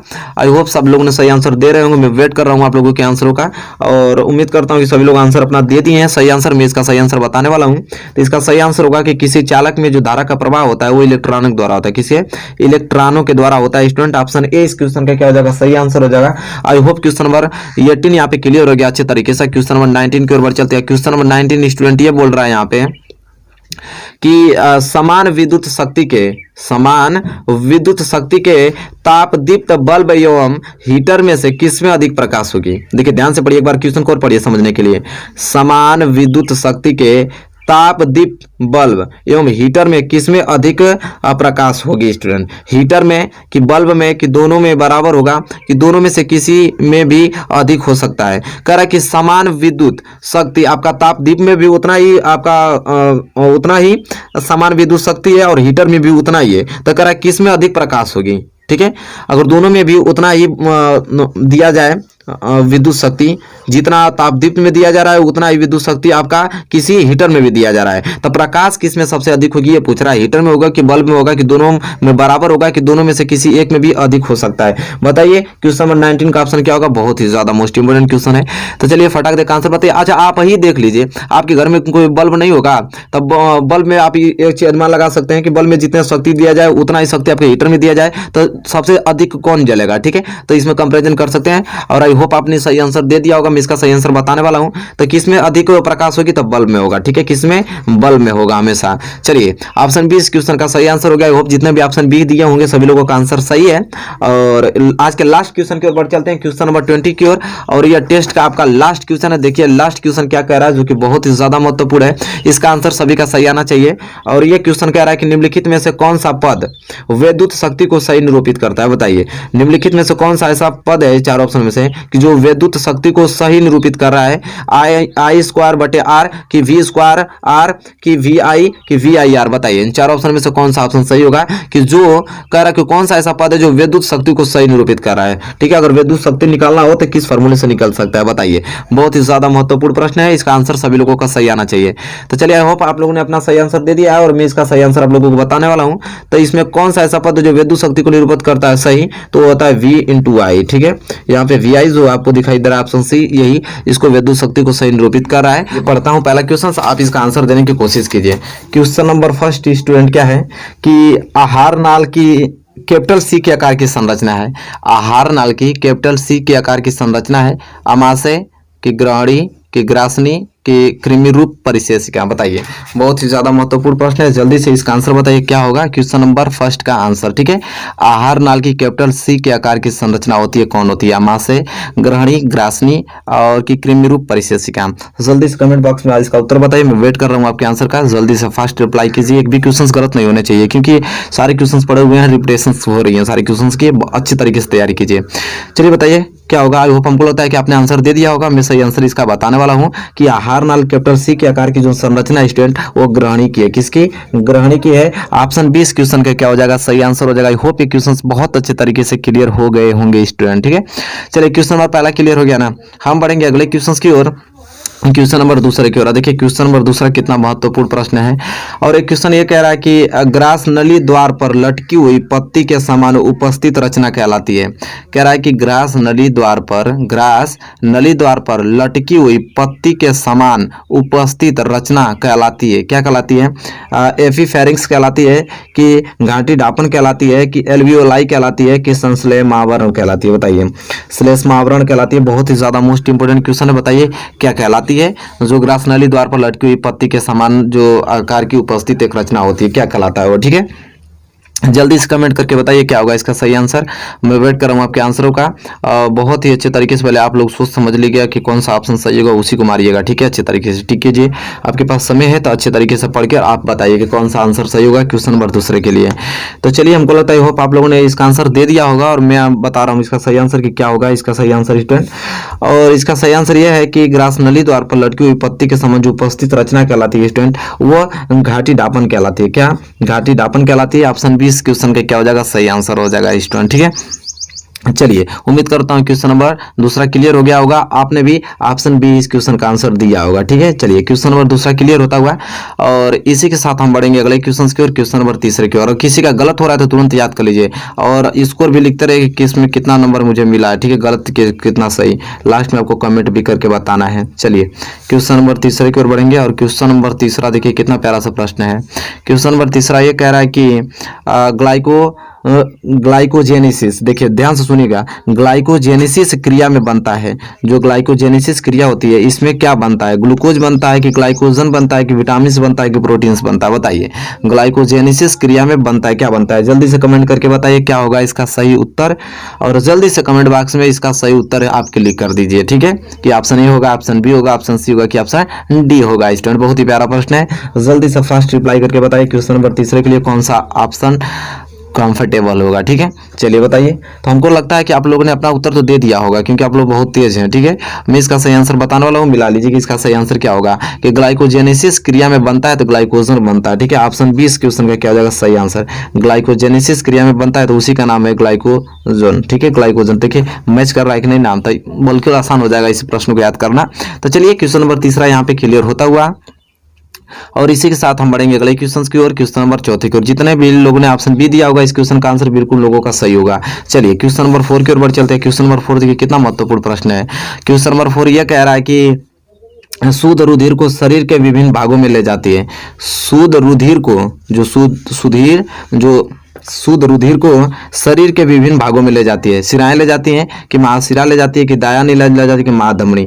ठीक है, बताइए इन चारों ऑप्शन में से कौन सा शुद्ध रुधिर को शरीर के विभिन्न भागों तक ले जाती है? कौन? सिराएं ले जाती हैं, कि महाशिरा ले जाती हैं, कि दायां ले जाता है, कि महाधमनी ले जाती है? बताइए, इन चारों ऑप्शनों में से कौन सा ऑप्शन सही होगा स्टूडेंट? फास्ट रिप्लाई करके बताइए। चलिए, मैं आपको टाइमिंग देता हूँ। ठीक है, 15 सेकंड का, 15 सेकंड के अंतर्गत बताइए कौन सा ऑप्शन सही होगा। ठीक है, सोच समझ लीजिए कि कौन सा इसका आंसर होगा। शुद्ध रुधिर को शरीर के विभिन्न भागों में ले जाती है, क्या ले जाती है? सिराएं, महाशिरा, दायां नीले, की महाधमनी? चलिए मैं बताता हूँ इसका सही आंसर। आई होप आप लोगों ने सही आंसर दे दिया होगा इसका। मैं बता दूं इसका सही आंसर जो होगा, सही आंसर, वो शुद्ध रुधिर को शरीर के विभिन्न भागों में कौन ले जाता है? तो महाधमनी ले जाती है। महाधमनी क्या करती है स्टूडेंट? के शुद्ध हमारे रुधिर को हमारे पूरे शरीर में ले जाती है। ठीक है, चलिए क्वेश्चन नंबर 4 यहाँ पे क्लियर होता हुआ, हम बढ़ेंगे अगले क्वेश्चन की ओर, क्वेश्चन नंबर 5 की ओर। चलिए स्टूडेंट देखिए क्वेश्चन नंबर 5। क्वेश्चन नंबर 5 आ गया आपको होम स्क्रीन पे। बहुत ही ज्यादा मोस्ट इंपोर्टेंट प्रश्न है। अब ये क्वेश्चन नंबर 5 ये कह रहा है कि गर्मियों के दिनों में किस कारण दोपहर में पादप मुरझा जाते हैं? देखिए कितना प्यारा प्रश्न है, सुन रहे हैं आप लोग, कि गर्मियों के दिनों में किस कारण जो दोपहर में पादप होते हैं वो मुरझा जाते हैं, किस कारण? तो वातपोत्सर्जन की कमी के कारण, कि वातपोत्सर्जन की अधिकता के कारण, कि प्रकाश संश्लेषण की कमी के कारण, कि प्रकाश संश्लेषण की अधिकता के कारण? कौन सा ऐसा कारण होता है कि गर्मियों के दिनों में दोपहर के समय जो पादप होते हैं वो मुरझा जाते हैं? बताइए, बहुत ही प्यारा प्रश्न है। इसका आंसर सभी लोगों का सही आना चाहिए, वो भी किसी कीमत पे आना चाहिए। चलिए फटाफट कमेंट करके बताइए क्या होगा इसका सही आंसर स्टूडेंट। ठीक है, मैं वेट कर रहा हूं आपके आंसरों का। ठीक है, आप लोग फटाफट आंसर दीजिए कि क्या होगा इसका सही आंसर, वो भी आपको एग्जैक्ट देना है इसका सही आंसर। ठीक है, गलत नहीं बताना है, आप लोग समझ रहे हैं, एग्जैक्ट आपको सही आंसर इसका देना है। तो चलिए मैं टाइमिंग दे रहा हूं, आप लोग इसका सही आंसर बताइए क्या होगा। तो चलिए, हमको लगता है आप लोगों ने सही आंसर बता दिया है। अब मैं बताता हूँ इसका सही आंसर क्या होगा। मैच करा लीजिए कि गर्मियों के दिनों में किस कारण दोपहर में पादप मुरझा जाते हैं। तो वातोसर्जन की अधिकता के कारण ऐसा होता है। वातोसर्जन की अधिकता के कारण ऐसा होता है कि गर्मियों के दिनों में दोपहर में जो पादप है मुरझा जाते हैं। चलिए, बहुत ही अच्छे तरीके से क्वेश्चन क्लियर हो गया। क्वेश्चन नंबर 6 की ओर बढ़ चलते हैं। क्वेश्चन नंबर 6 देखिए स्टूडेंट क्या बोल रहा है। क्वेश्चन नंबर 6 ये कह रहा है यहाँ पे कि बोमेन संपुट भाग है। देखिए कितना प्यारा प्रश्न है कि बोमेन संपुट भाग है। तो बोमेन संपुट भाग है किसका? पीत वाहिनी का, कि अग्नाशय वाहिनी का, कि प्रोस्टेट ग्रंथि का, कि वृक्क नालिका का? बताइए इन चारों ऑप्शन में से कौन सा ऑप्शन सही होगा? बोमेन संपुट भाग है। बोमेन संपुट भाग है किसका? पीत वाहिनी का। आप लोग, मैं पढ़ रहा हूँ, आप लोग आंसर दीजिए। अग्नाशय वाहिनी का, प्रोस्टेट ग्रंथि का, कि वृक्क नलिका का? बताइए इन चार ऑप्शन में से कौन सा ऑप्शन सही होगा? फटाफट इस क्वेश्चन का आंसर करके बताइए कि क्या होगा। कमेंट कीजिए जल्दी से। आई होप, हमको लगता है कि सभी लोगों ने कमेंट कर भी दिया होगा कि इसका सही आंसर क्या होगा। चलिए, मैं इसका सही आंसर आप लोगों को बता देता हूं कि क्वेश्चन नंबर 6 का सही आंसर क्या होगा। दिया है कि बोमेन संपुट भाग है। तो जो बोमेन संपुट भाग होता है किसका? वृक्क नलिका का भाग है। किसका? वृक्क नलिका का भाग है student. I hope question number 6 का आपने ऑप्शन डी दिया होगा। जो लोग भी ऑप्शन डी दिए होंगे सबका आंसर सही है। ठीक है, चलिए क्वेश्चन नंबर 6 क्लियर होता होगा ना। इसी के साथ हम बढ़ेंगे अगले क्वेश्चन की ओर, क्वेश्चन नंबर 7 की ओर। क्वेश्चन नंबर 7 कितना प्यारा प्रश्न है। क्वेश्चन नंबर 7 ये कह रहा है यहाँ पे कि लघु बीजांडु उत्पन्न होते हैं। देखिए लघु बीजांडु उत्पन्न होते हैं। ठीक है, अरे बीजांडु करा, बीजाणु सॉरी, लघु बीजाणु। देखिए मैं पढ़ लेता हूँ ध्यान से। लघु बीजाणु उत्पन्न होते हैं। तो बताइए लघु बीजाणु उत्पन्न होते हैं पुमांग में, कि जायंग में, कि पुंकेसरों में, कि परागकोश में? बताइए इन चारों ऑप्शन में से कौन सा ऑप्शन सही होगा। ठीक है, लघु बीजाणु उत्पन्न होते हैं। जल्दी से फास्ट रिप्लाई करके इसका आंसर बताइए। मैं वेट कर रहा हूं आप लोगों का कि कब आप इसका सही आंसर बताएंगे। ठीक है मेरे प्यारे स्टूडेंट, अच्छे से टेस्ट दीजिए, अच्छे मार्क्स लाइए। मैं भगवान से ही कामना करूंगा कि आप बोर्ड एग्जाम में बहुत ही बेहतर नंबर लाएं। ठीक है, और मेरे लिए क्या चाहिए। चलिए बताइए लघु बीजाणु उत्पन्न होते हैं। बताइए जल्दी से कमेंट कीजिए। हमको लगता है कि सभी लोगों ने कमेंट भी कर दिया होगा कि इसका सही आंसर क्या है। अब बारी आती है मेरी, मैं बता रहा हूं इसका सही आंसर और मैच करा लीजिए। ठीक है, कह रहा है लघु बीजाणु उत्पन्न होते हैं। तो लघु बीजाणु उत्पन्न होते हैं परागकोश में। किसमें? तो परागकोश में। ऑप्शन डी इस क्वेश्चन का क्या हो जाएगा? सही आंसर हो जाएगा। आई होप ठीक है सभी लोगों ने ऑप्शन डी दिया होगा। जितने लोगों ने ऑप्शन डी होगा सब लोगों का आंसर सही है। ठीक है, चलिए क्वेश्चन नंबर 7 यहाँ पे क्लियर होता हुआ और मैं बढ़ूंगा अगले क्वेश्चन की ओर, क्वेश्चन नंबर 8 की ओर। ठीक है, चलिए क्वेश्चन नंबर 8वां देखिए कितना मोस्ट इंपोर्टेंट क्वेश्चन है। क्वेश्चन नंबर 8वां ये कह रहा है कि पुष्पीय पादपों में निषेचन होता है। बताइए कि पुष्पीय पादपों में निषेचन होता है कैसे? बीजांड में होता है, कि अंडाशय में होता है, कि पराग नलिका में होता है, कि भ्रूण कोश में होता है? बताइए स्टूडेंट इन चारों ऑप्शनों में से कौन सा ऑप्शन सही होगा। पुष्पीय पादपों में निषेचन होता है बीजांड में, अंडाशय में, पराग नलिका में, भ्रूण कोश में? जल्दी से कमेंट करके बताइए क्वेश्चन नंबर 8वें के लिए कौन सा ऑप्शन कंफर्टेबल होगा। ठीक है, तो जल्दी से फास्ट रिप्लाई कीजिए। बहुत ही ज्यादा महत्वपूर्ण प्रश्न है स्टूडेंट। ठीक है, क्वेश्चन नंबर 8वां। चलिए हमको लगता है सभी लोगों ने आंसर बता दिया। मैं जा रहा हूँ इसका सही आंसर बताने के लिए। मैच करा लीजिए इसका सही आंसर क्या होगा। तब पुष्पीय पादपों में निषेचन जो होता है वो भ्रूण कोश में होता है। कब? भ्रूण कोश में। कहाँ होता है? भ्रूण कोश में। ऑप्शन डी इस क्वेश्चन का सही आंसर। जितने लोगों ने ऑप्शन डी दिया है सभी लोगों का आंसर बिल्कुल सही है। चलिए मेरे प्यारे स्टूडेंट बढ़ चलते हैं अगले क्वेश्चन की ओर और क्वेश्चन नंबर 9 की ओर। चलिए क्वेश्चन नंबर 9 की ओर बढ़ चलते हैं। क्वेश्चन नंबर 9 आपके होम स्क्रीन पे आ गया।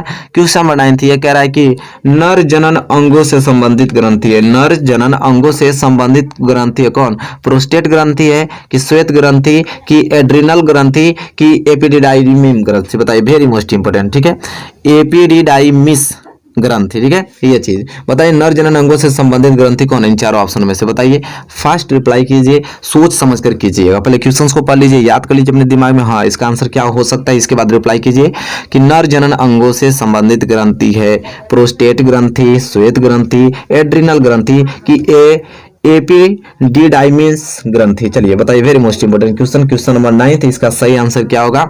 चलिए हमको लगता है कि सभी लोगों ने अपना आंसर तो दे दिया है। अब मेरी बारी आती है, मैं भी इसका सही आंसर बता दूं आप लोगों को कि नर जनन अंगों से संबंधित ग्रंथि जो प्रोस्टेट ग्रंथि होती है। ठीक है, प्रोस्टेट ग्रंथि जो होती है वो नर जनन अंगों से संबंधित ग्रंथि है। ठीक है, चलिए क्वेश्चन नंबर 9 यहाँ पे क्लियर होता हुआ और इसी के साथ हम बढ़ेंगे अगले क्वेश्चन की ओर, क्वेश्चन नंबर 10 की ओर। क्वेश्चन नंबर 10 देखिए कितना प्यारा प्रश्न है। क्वेश्चन नंबर 10 ये कह रहा है कि डार्विन के अनुसार नई प्रजातियों की उत्पत्ति होती है। देखिए कितना प्यारा प्रश्न है। डार्विन के अनुसार नई प्रजातियों की उत्पत्ति होती है प्राकृतिक वर्ण से कि उत्परिवर्तन से कि प्रसंकरण से कि उपार्जित लक्षण से? बताइए कितना मोस्ट इंपोर्टेंट प्रश्न है। इसका उत्तर बताइए क्या होगा सही आंसर क्वेश्चन नंबर 10 के लिए। डार्विन के अनुसार आप लोग कमेंट करके बताते रहिए, मैं पढ़ रहा हूं ना। डार्विन के अनुसार नई प्रजातियों की उत्पत्ति होती है प्राकृतिक वर्ण से, उत्परिवर्तन से, प्रसंकरण से, उपार्जित लक्षण से। ठीक है, हमको लगता है कि सभी लोगों ने अपना कमेंट दे दिया होगा कि इसका सही आंसर क्या है, और मैं जा रहा हूं इसका सही आंसर बताने कि इसका सही आंसर क्या होगा। कह रहा है कि डार्विन के अनुसार नई प्रजातियों की उत्पत्ति होती है तो उपार्जित लक्षण से। ठीक है, उपार्जित लक्षण से। ऑप्शन डी इस क्वेश्चन का क्या हो जाएगा सही आंसर हो जाएगा। आई होप सभी लोगों ने ऑप्शन डी ही दिया होगा। ठीक है, चलिए क्वेश्चन नंबर 10 यहाँ पे कंप्लीट होता हुआ स्टूडेंट हम बढ़ेंगे अगले क्वेश्चन की ओर, क्वेश्चन नंबर 11 की ओर। देखिए कितना प्यारा प्रश्न है क्वेश्चन नंबर 11, देख पा रहे हैं आप लोग, बहुत ही ज्यादा मोस्ट इंपोर्टेंट भी है। अब क्वेश्चन नंबर 11 ये कह रहा है कि एक अवतल दर्पण की वक्रता त्रिज्या 20 सेंटीमीटर, इसकी फोकस दूरी होगी। बताइए अगर एक अवतल, देखिए ध्यान सुनिए, अवतल दर्पण है यहाँ पे, अवतल दर्पण की अगर वक्रता त्रिज्या मैं दे दूं कि 20 सेंटीमीटर है और कहूं कि इसकी फोकस दूरी स्मॉल एफ क्या होगी? बताइए -20 सेंटीमीटर कि -10 सेंटीमीटर कि 40 सेंटीमीटर कि 10 सेंटीमीटर? बताइए कौन सा होगा इस क्वेश्चन का सही आंसर। ठीक है, तो बताइए फटाफट इस क्वेश्चन का रियल आंसर क्या होगा, जल्दी से कमेंट करके बताइए। तो देखिए वक्रता त्रिज्या कैपिटल आर बराबर हमको 20 सेंटीमीटर दे दिया है, एफ का वैल्यू पूछा है, तो यह बराबर क्या होता है r/2 होता है। आर का वैल्यू दिया है कितना 20, तो 20/2 कट जाएगा तो क्या हो जाएगा 10। लेकिन रुक जाइए, यहाँ पे मैटर ये रख रहा है स्टूडेंट कि यहाँ पे अवतल दर्पण है, अवतल दर्पण में हमेशा क्या होता है फोकस दूरी माइनस में ऋणात्मक होती है। ठीक है, तो -10 सेंटीमीटर आ जाएगा, इसलिए ऑप्शन 20 क्वेश्चन का सही आंसर हो जाएगा। कितने लोग तो 10 मारे होंगे। ठीक है, उत्तल दर्पण आता है तो 10 सेंटीमीटर हो जाता है, लेकिन यहाँ अवतल दर्पण में फोकस दूरी हमेशा ऋणात्मक होती है, बात तो जानते हैं आप लोग। चलिए जितने लोगों ने ऑप्शन बी दिया होगा इस क्वेश्चन का सही आंसर बिल्कुल सही होगा उनका। और इसी के साथ हम बढ़ेंगे अगले क्वेश्चन की ओर, क्वेश्चन नंबर 12 की ओर। अब क्वेश्चन नंबर 12 देखिए कितना प्यारा प्रश्न है। यह प्रश्न आपसे ये पूछ रहा है कि मानव नेत्र में रेटिना पर बनने वाला प्रतिबिंब, मानव नेत्र में रेटिना पर बनने वाला प्रतिबिंब सीधा होता है परंतु उल्टा दिखाई देता है, कि उल्टा होता है परंतु सीधा दिखाई देता है, कि सीधा होता है परंतु सीधा दिखाई देता है, कि उल्टा होता है उल्टा ही दिखाई देता है? बताइए इन चारों ऑप्शन में से कौन सा ऑप्शन सही होगा कि जो हमारे नेत्र में जो रेटिना पर प्रतिबिंब बनता है वो क्या कंडीशन रहता है उसका। ठीक है, बताइए इन चारों ऑप्शन में से कौन सा ऑप्शन सही होगा। वेरी मोस्ट इंपोर्टेंट प्रश्न है, ध्यान से पढ़ लीजिए इस प्रश्नों को और तब सोच समझ के इसका आंसर दीजिएगा आप लोग। ठीक है, आपको टाइमिंग में दे रहा हूं, ठीक है, भरपूर समय में दूंगा, लेकिन आपका आंसर सही आना चाहिए।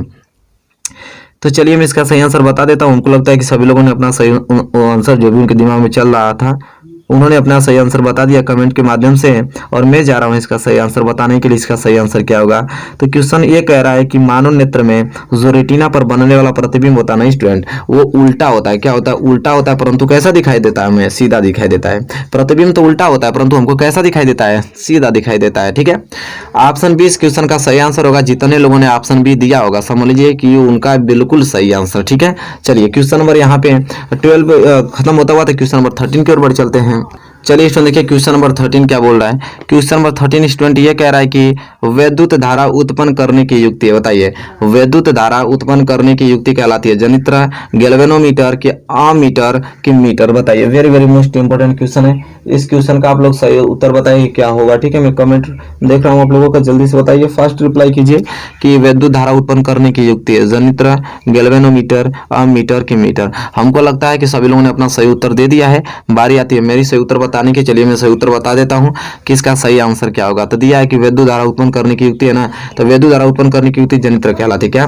जनित्र। ठीक है, ऑप्शन ए इस क्वेश्चन का क्या हो जाएगा सही आंसर होगा। जितने लोगों ने अगर ऑप्शन ए दिया है बिल्कुल उन लोगों का उत्तर एकदम बिंदास सही, आप कोई दिक्कत नहीं है। ठीक है, बढ़िया से टेस्ट देते रहिए, भगवान करे कि आप बहुत अच्छे मार्क्स से पास हो, हम यही कामना करता हूं। ठीक है, चलिए क्वेश्चन नंबर 14 की ओर बढ़ चलते हैं। क्वेश्चन नंबर 14 देखिए क्या है। ये कह रहा है कि एथेन का आणविक सूत्र C2H6 है। एथेन का जो आणविक सूत्र है वो C2H6 है। इसमें 6 सहसंयोजक आबंध है कि 7 सहसंयोजक आबंध है कि 8 सहसंयोजक आबंध है कि 9 सहसंयोजक आबंध है? बताइए स्टूडेंट, बहुत ही प्यारा प्रश्न है। क्वेश्चन नंबर 14 बताइए कि इसका सही आंसर क्या होगा कि एथेन का जो आणविक सूत्र C2H6 है इसमें कितने सहसंयोजक आबंध पाए जाते हैं? बताइए, वेरी मोस्ट इंपोर्टेंट है। बताइए 6 कि 7 कि 8 कि 9? आप सोच समझ के इसका रिप्लाई दीजिएगा क्योंकि क्वेश्चन बहुत ही अच्छा है। ठीक है, तो चलिए मैं आप लोगों को बता देता हूँ इसका सही आंसर, क्योंकि आप लोगों ने तो पहले ही बता रखा है इसका सही आंसर। तो चलिए हम भी बता लेते हैं, मैच करा लीजिए मेरे आंसर से। तो क्वेश्चन ये कह रहा है कि एथेन का जो आणविक सूत्र है वो C2H6, इसमें कितने संयोजक अबंध पाए जाते हैं कितने स्टूडेंट? 7 संयोजक अबंध पाए जाते हैं। जितने लोगों का ऑप्शन बी दिए होंगे बिल्कुल उनका प्रश्न सही है। और इसी के साथ हम बढ़ेंगे अगले क्वेश्चन की ओर, क्वेश्चन नंबर 15 की ओर। जिनको गलत होगा प्लीज याद करिए, सारे क्वेश्चन आपके 2021 बोर्ड एग्जाम में देखने को मिलेंगे। अब क्वेश्चन नंबर 15 जो कि आज के लास्ट क्वेश्चन है टेस्ट का। अब ये क्वेश्चन ये कह रहा है स्टूडेंट, बहुत ही प्यारा प्रश्न है, और यह प्रश्न हमसे ये कह रहा है कि बताइए कि ब्यूटेनॉन चर्तु कार्बन यौगिक है जिसका प्रकार्यात्मक समूह है। ठीक है, प्रकार्यात्मक समूह है, बहुत ही मोस्ट इंपोर्टेंट क्वेश्चन है, ध्यान से पढ़िए कि ब्यूटेनॉन चर्तु कार्बन यौगिक है जिसका प्रकार्यात्मक समूह है कार्बोक्सिलिक अम्ल के एल्डिहाइड के कीटोन की अल्कोहल। बताइए, वेरी वेरी मोस्ट इंपोर्टेंट है, बहुत ही प्यारा प्रश्न है। थोड़ा सोच समझ के ही आंसर दीजिए, गलत भी हो सकता है इसका आंसर आप लोगों से। ठीक है, जो लोग पढ़े होंगे तो उनका तो बात ही अलग है। ठीक है, तुरंत मारेंगे सही आंसर। बताइए, ब्यूटेनॉन चर्तु कार्बन यौगिक है जिसका प्रकार्यात्मक समूह है। ठीक है, इन चार ऑप्शन में से कौन सा होगा? जल्दी से फास्ट रिप्लाई करके बताइए। तो स्टूडेंट हमको लगता है कि सभी लोगों ने तो अपना रिप्लाई दे ही दिया है और हम जा रहे हैं इसका सही आंसर बताने के लिए। मैच करा लीजिए मेरे आंसर से। कह रहा है कि ब्यूटेनॉन चर्तु कार्बन यौगिक है जिसका प्रकार्यात्मक समूह जो है कीटोन होता है। ठीक है, क्या? कीटोन। ऑप्शन सी इस क्वेश्चन का क्या हो जाएगा? सही आंसर हो जाएगा स्टूडेंट। ठीक है, तो देखिए मैंने क्वेश्चन पढ़ता हूँ। क्वेश्चन ये कह रहा है स्टूडेंट यहाँ पे कि कोई विलयन लाल लिटमस को नीला कर देता है, इसका पीएच संभवतः क्या होगा? कह रहा है कि कोई अगर विलयन है वो लाल लिटमस को क्या कर देता है? नीला कर देता है, तो उसका पीएच मान कितना संभवतः हो सकता है? वही तो कह रहा है, इसका पीएच संभवतः क्या होगा, मतलब पीएच कितना मान होगा उसका, कि वो क्या कर रहा है? लाल लिटमस को नीला कर दे रहा है।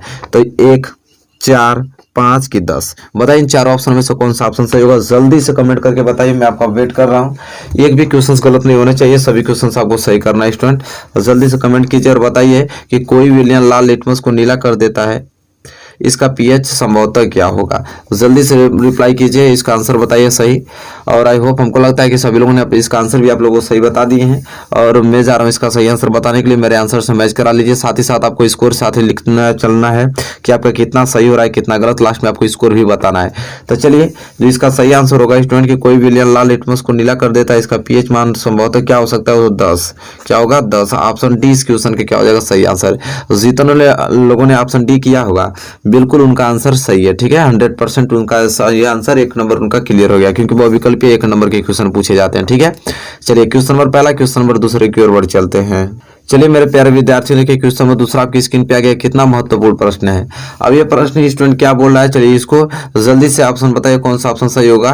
कि प्लास्टर ऑफ पेरिस में कितने अणु क्रिस्टल जल के होते हैं? देखिए बहुत ही ज्यादा महत्वपूर्ण प्रश्न है कि प्लास्टर ऑफ पेरिस में कितने अणु यहाँ पे क्रिस्टल जल के होते हैं? 1, 2, 3 की 4। बताइए स्टूडेंट, बहुत ही ज्यादा महत्वपूर्ण है, जल्दी से कमेंट करके बताइए, फास्ट रिप्लाई कीजिए, क्या होगा इसका सही आंसर कि प्लास्टर ऑफ पेरिस में कितने अणु क्रिस्टल जल के होते हैं? बहुत ही ज्यादा महत्वपूर्ण प्रश्न है, तो क्या होगा इसका सही आंसर? बताइए इन 4 ऑप्शन में से कौन सा ऑप्शन सही है? बहुत ही ज्यादा महत्वपूर्ण प्रश्न है स्टूडेंट। ठीक है, चलिए बताइए क्या होगा इसका सही आंसर। ठीक है, जल्दी से कमेंट कीजिए, मैं आपका कमेंट का वेट कर रहा हूँ। ठीक है, तो हमको लगता है जितने लोगों को इस क्वेश्चन का आंसर मालूम था वो सभी लोगों ने कमेंट कर दिया है जल्दी से। ठीक है, और मैं इसका सही आंसर आप लोगों को बताने वाला हूँ कि क्या होगा इसका सही आंसर स्टूडेंट। ठीक है, तो ये क्वेश्चन कह रहा है कि प्लास्टर ऑफ पेरिस में कितने अणु क्रिस्टल जल के होते हैं स्टूडेंट? कितने होते हैं स्टूडेंट? तो 1 होते हैं। कितने? 1। ऑप्शन ए इस क्वेश्चन का क्या हो जाएगा? सही आंसर हो जाएगा। जितने लोगों ने 1 दिया है बिल्कुल उनका आंसर बिल्कुल 100% सही है। चलिए स्टूडेंट, क्वेश्चन नंबर दूसरा यहाँ पे क्लियर होता हुआ, तो हम इसी के साथ बढ़ेंगे अगले क्वेश्चन की ओर, क्वेश्चन नंबर तीसरे की ओर, और उसका आंसर देने के लिए हो जाइए बिल्कुल तैयार, क्योंकि क्वेश्चन बहुत ही ज्यादा महत्वपूर्ण है। तो देखिए यहाँ पे क्वेश्चन में दिखा देता हूँ आप लोगों को। क्वेश्चन तीसरा देखिए कितना प्यारा प्रश्न है। अब स्टूडेंट क्वेश्चन नंबर तीसरा ये कह रहा है कि खाने के सोडे का रासायनिक सूत्र है। ये तो बहुत ही ज्यादा महत्वपूर्ण प्रश्न है, इसका आंसर सभी से उम्मीद करता हूँ कि सही आंसर आना चाहिए सभी लोगों का। कि खाने के सोडे का रासायनिक सूत्र है Na2CO3 और या तो NaHCO3 की NaCl की NH4Cl। बताइए इन 4 ऑप्शनों में से कौन सा ऑप्शन सही होगा स्टूडेंट? बहुत ही ज्यादा महत्वपूर्ण प्रश्न है कि खाने के सोडे का रासायनिक सूत्र है। चलिए जल्दी से कमेंट करके हमें बताइए कि क्या होगा इसका सही उत्तर। बहुत ही ज्यादा महत्वपूर्ण है, तो सभी लोग इसका उत्तर भी सही देंगे क्योंकि सिंपल भी क्वेश्चन है, बहुत पॉपुलर प्रश्न है।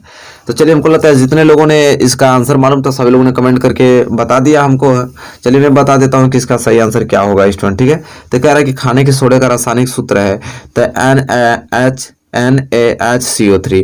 ऑप्शन बी इस क्वेश्चन का क्या हो जाएगा, सही आंसर हो जाएगा, NaHCO3 होगा। जितने लोगों ने ऑप्शन बी दिया है बिल्कुल उनका आंसर सही है। ठीक है, चलिए स्टूडेंट क्वेश्चन नंबर तीसरा यहाँ पे क्लियर होता हुआ हम बढ़ेंगे अगले क्वेश्चन की ओर, क्वेश्चन नंबर चौथे की ओर। देखिए क्वेश्चन नंबर चौथा का जल्दी से आंसर बताइए क्या बोल रहा है। क्वेश्चन नंबर चौथा बहुत ही ज्यादा महत्वपूर्ण प्रश्न है। क्वेश्चन नंबर 4 स्टूडेंट ये बोल रहा है कि पौधे में पत्तियों तक जल एवं खनिज लवण स्थानांतरित होते हैं।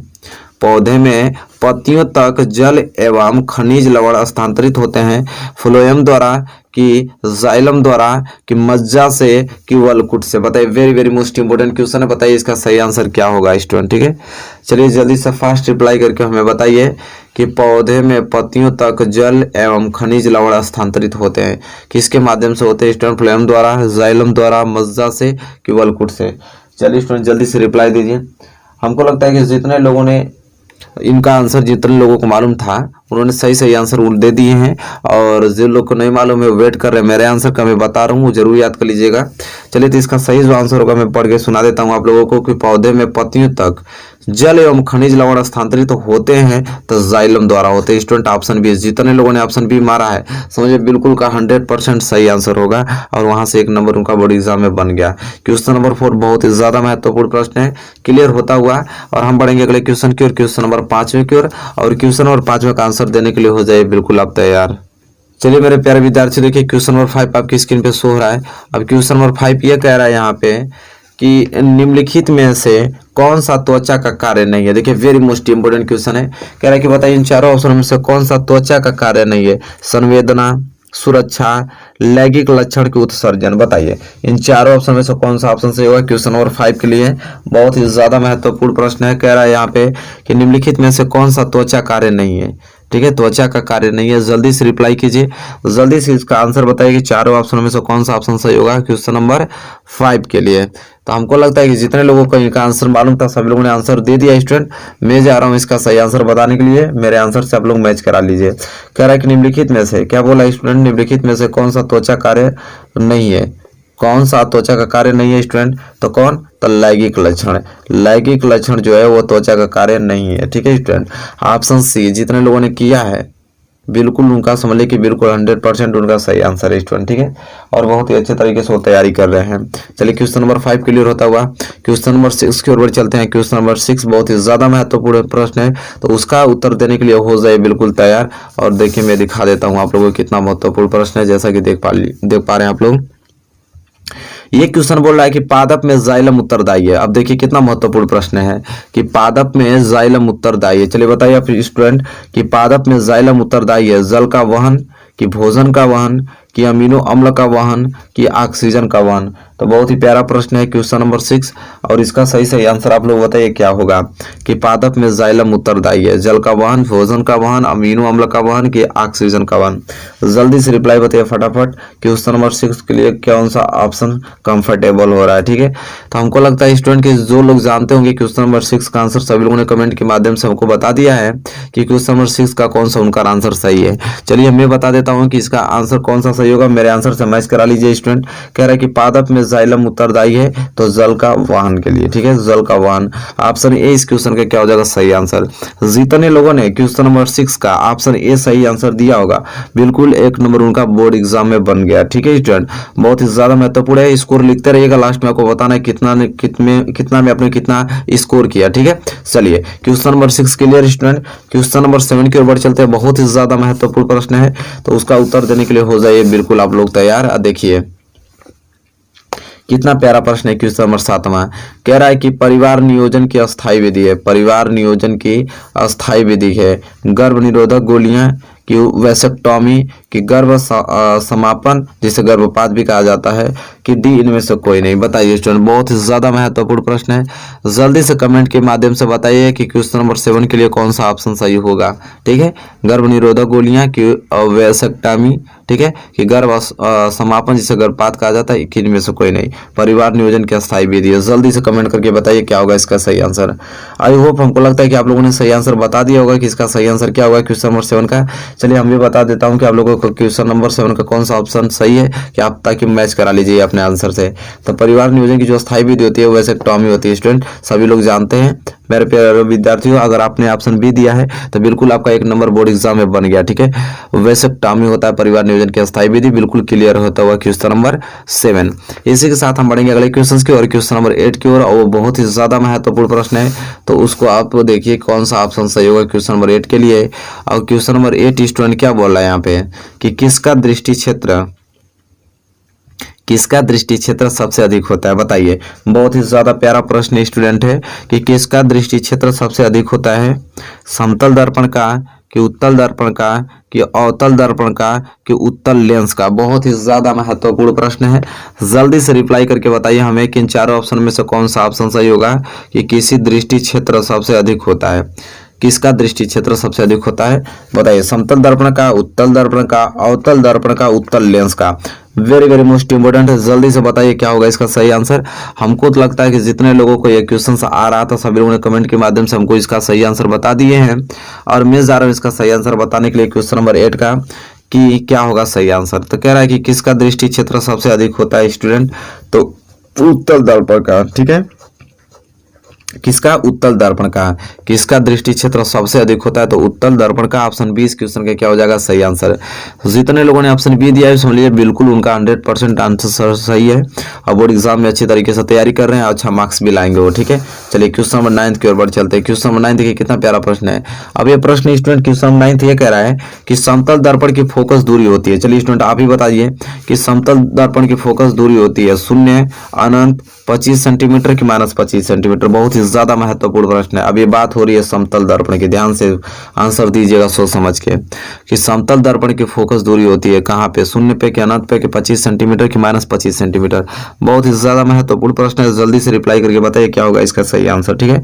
कि समतल दर्पण की फोकस दूरी होगी, जल्दी बताइए क्या होगा इसका सही आंसर स्टूडेंट। बहुत ही ज्यादा महत्वपूर्ण प्रश्न है। तो चलिए मैं वेट कर रहा हूँ आप लोगों के आंसर का। हमको लगता है कि सभी लोगों ने इसका आंसर बता दिया। चलिए मैं भी इसका सही आंसर आप लोगों को बता देता हूँ ताकि मैच आप करा सकते हैं कि हाँ आपका सही है या गलत है।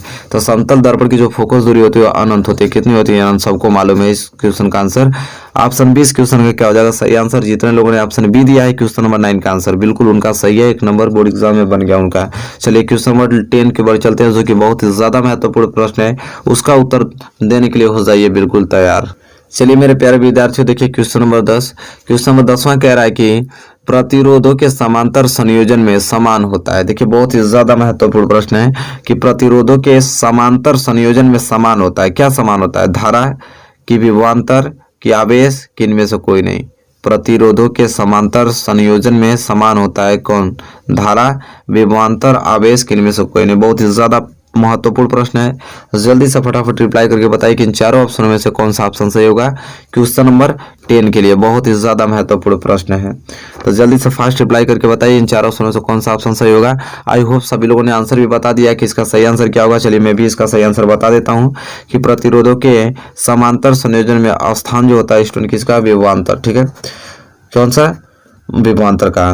कि प्रतिरोधों के समांतर संयोजन में समान होता है, सॉरी समान होता है ना, समान होता है कौन, तो विभवांतर। ऑप्शन बी, जितने लोगों ने ऑप्शन बी दिया है बिल्कुल उनका सही आंसर है स्टूडेंट, ठीक है।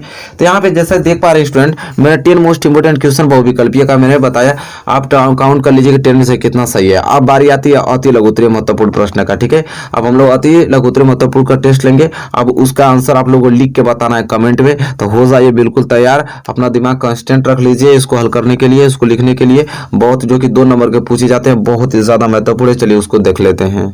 चलिए मेरे प्यारे विद्यार्थी देखिए पहला ही प्रश्न बहुत ही ज्यादा महत्वपूर्ण है, अति लघुत्तरीय प्रश्न जो कि 2 नंबर के पूछे जाते हैं। और पहला ही प्रश्न देख पा रहे हैं कि कितना मोस्ट इंपोर्टेंट है कि 1 एम्पियर, क्या पूछा है कि 1 एम्पियर की परिभाषा दीजिए। देखिए बहुत ही ज्यादा महत्वपूर्ण प्रश्न है, जल्दी से आप बताइए कि क्या होगी इसकी परिभाषा। 1 एम्पियर का परिभाषा किस प्रकार आप व्यक्त करेंगे, ठीक है। अति लघुत्तरीय प्रश्न का यह प्रश्न बहुत ही ज्यादा मोस्ट इंपोर्टेंट है, मैं स्टार बना देता हूँ। बहुत ही पॉपुलर प्रश्न होता है यह कि 1 एम्पियर की परिभाषा दीजिए, ठीक है। तो जल्दी से बताइए कि 1 एम्पियर की परिभाषा आप किस तरह से दे सकते हैं। ठीक है, फटाफट कमेंट कीजिए स्टूडेंट। तो जल्दी जल्दी कमेंट कीजिए, मैं वेट कर रहा हूँ आप लोगों को कमेंट का। जितने लोगों को आ रहा है वो कमेंट कर रहे हैं स्टूडेंट। चलिए मैं भी आप लोगों को बताना की कोशिश कर रहा हूँ कि 1 एम्पियर की परिभाषा दीजिए तो कैसे लिखेंगे आप लोग। तो देखिए स्टूडेंट, सभी लोगों ने जो भी पढ़े हैं, जो भी इनका परिभाषा जानते हैं, वो सभी लोगों ने कमेंट करना स्टार्ट कर दिया, आधा कर लिया। कितने लोगों तो कर भी दिए हैं, कितने लोग कर रहे हैं स्टूडेंट। तो चलिए साथ ही साथ मैं भी आप लोगों को बता देता हूँ कि 1 एम्पियर की परिभाषा दीजिए। तो कैसे लिखेंगे हम लोग कि यदि किसी परिपथ में, देखिए आराम से समझिए, यदि किसी परिपथ में, तो यदि किसी परिपथ में 1 सेकंड में, कितने स्टूडेंट, 1 सेकंड में, 1 सेकंड में 1 कूलाम, 1 सेकंड में 1 कूलाम आवेश प्रवाहित होता है, आवेश प्रवाहित होता है, तो इसके आगे लिखेंगे, तो दिखाई दे रहा है आप लोगों को ना, तो परिपथ में प्रवाहित धारा, तो परिपथ में प्रवाहित धारा का मान 1 एम्पियर होता है। देखिए इस प्रकार आपको लिखना है स्टूडेंट, ठीक है, 1 एम्पियर होता है। इस तरह अगर आप लिखते हैं, ये दो नंबर आप लोगों का जो अति लघुत्तम का महत्वपूर्ण प्रश्न यहाँ से क्लियर होता हुआ। देखिए हमसे क्वेश्चन क्या पूछा था कि 1 एम्पियर की परिभाषा दीजिए, ये नहीं क्वेश्चन हमसे पूछा है। तो हम लोग क्या लिखेंगे, यदि किसी परिपथ में 1 सेकेंड में 1 कूलाम आवेश प्रवाहित होता है तो परिपथ में प्रवाहित धारा का मान 1 एम्पियर होता है। तो देखिए सिंपल, बहुत ही ज्यादा महत्वपूर्ण प्रश्न है, बहुत ही अच्छे तरीके से मैंने लिख दिया। यहाँ से इस प्रश्न में आपको 2 नंबर फिक्स हो गया, क्योंकि बहुत ही ज्यादा महत्वपूर्ण प्रश्न है। चलिए प्रश्न क्लियर होता हुआ, और अब बढ़ेंगे हम अगले क्वेश्चन की ओर, क्वेश्चन नंबर दूसरे की ओर, और उसका उत्तर देने के लिए बिल्कुल तैयार रेडी रहिए एकदम। बहुत ही ज्यादा महत्वपूर्ण प्रश्न है वो। देखिए मेरे प्यारे विद्यार्थियों, यह प्रश्न बहुत ही ज्यादा महत्वपूर्ण एनसीईआरटी का प्रश्न है। देखिए इस प्रश्न को आपको इग्नोर नहीं करना है किसी के। देखिए 11 में, 13 में, 15 में, 16 में, 17 में, 19 में यह प्रश्न पूछा गया। बहुत ही ज्यादा महत्वपूर्ण प्रश्न है कि नेत्र की समंजन क्षमता से क्या अभिप्राय है। जल्दी से बताइए, क्योंकि प्रश्न आपको किसी कीमत पे याद होना चाहिए। 90% लाने की उम्मीद रखते हैं तो यह प्रश्न आपको जरूर याद होना चाहिए कि नेत्र की समंजन क्षमता से आप क्या समझते हैं। ठीक है, बहुत ही प्यारा प्रश्न है स्टूडेंट, जल्दी से बताइए। 2-3 लाइन का आंसर होगा इसका, जल्दी से लिख के हमें बताइए। आप लिखिए, इसको तो लिखना ही पड़ेगा, भले टाइम आपको लग रहा है। आप लिखिए इसको कि नेत्र की समंजन क्षमता से क्या अभिप्राय है। ठीक है, वीडियो रोक दीजिए लेकिन लिखिए इसको, इस प्रश्न को। ठीक है, बहुत ही प्यारा प्रश्न है। तो प्रीमियम चला रहा हूँ तो कोई रुकेगा नहीं, लेकिन आप लोग लिखते रहिए। नेत्र की समंजन क्षमता से क्या अभिप्राय है, तो क्या स्टूडेंट लिखेंगे आप यहाँ पे कि नेत्र की समंजन क्षमता से क्या अभिप्राय। मैं भी लिख रहा हूँ, आप लोग भी लिखें। तो यहाँ लिखा जाएगा कि नेत्र की वह क्षमता। चलिए हमारे साथ साथ बोलते रहिए और नोट करते रहिए। देखिए बहुत ही अच्छा प्रश्न है, इसे किसी कीमत याद करके जाना है। नेत्र की वह क्षमता जिसके कारण, नेत्र की वह क्षमता जिसके कारण वह अपनी फोकस दूरी को, वह अपनी फोकस दूरी को, वो अपने किसको, फोकस दूरी को समायोजित करके, क्या करके, समायोजित। चलिए आराम से लिखिए, समायोजित करके, क्या करके स्टूडेंट, समायोजित करके निकट तथा दूरस्थ, निकट तथा दूरस्थ, अरे ये क्या है, दूरस्थ। ठीक है, निकट तथा दूरस्थ वस्तुओं को, दूरस्थ वस्तुओं को फोकसित कर लेता है, फोकसित कर लेता है, फोकसित कर लेता है। क्या कर लेता है स्टूडेंट, फोकसित कर लेता है। नेत्र की समंजन क्षमता कहलाता है। नेत्र की, यहाँ पे लिखना पड़ेगा ना आपको, समंजन क्षमता कहलाता है। देखिए मेरे प्यारे स्टूडेंट, कितना ज्यादा मोस्ट इंपोर्टेंट क्वेश्चन है, बहुत ही ज्यादा पॉपुलर प्रश्न। इस प्रश्न को किसी कीमत पे आपको तैयार करके जाना है मेरे प्यारे स्टूडेंट।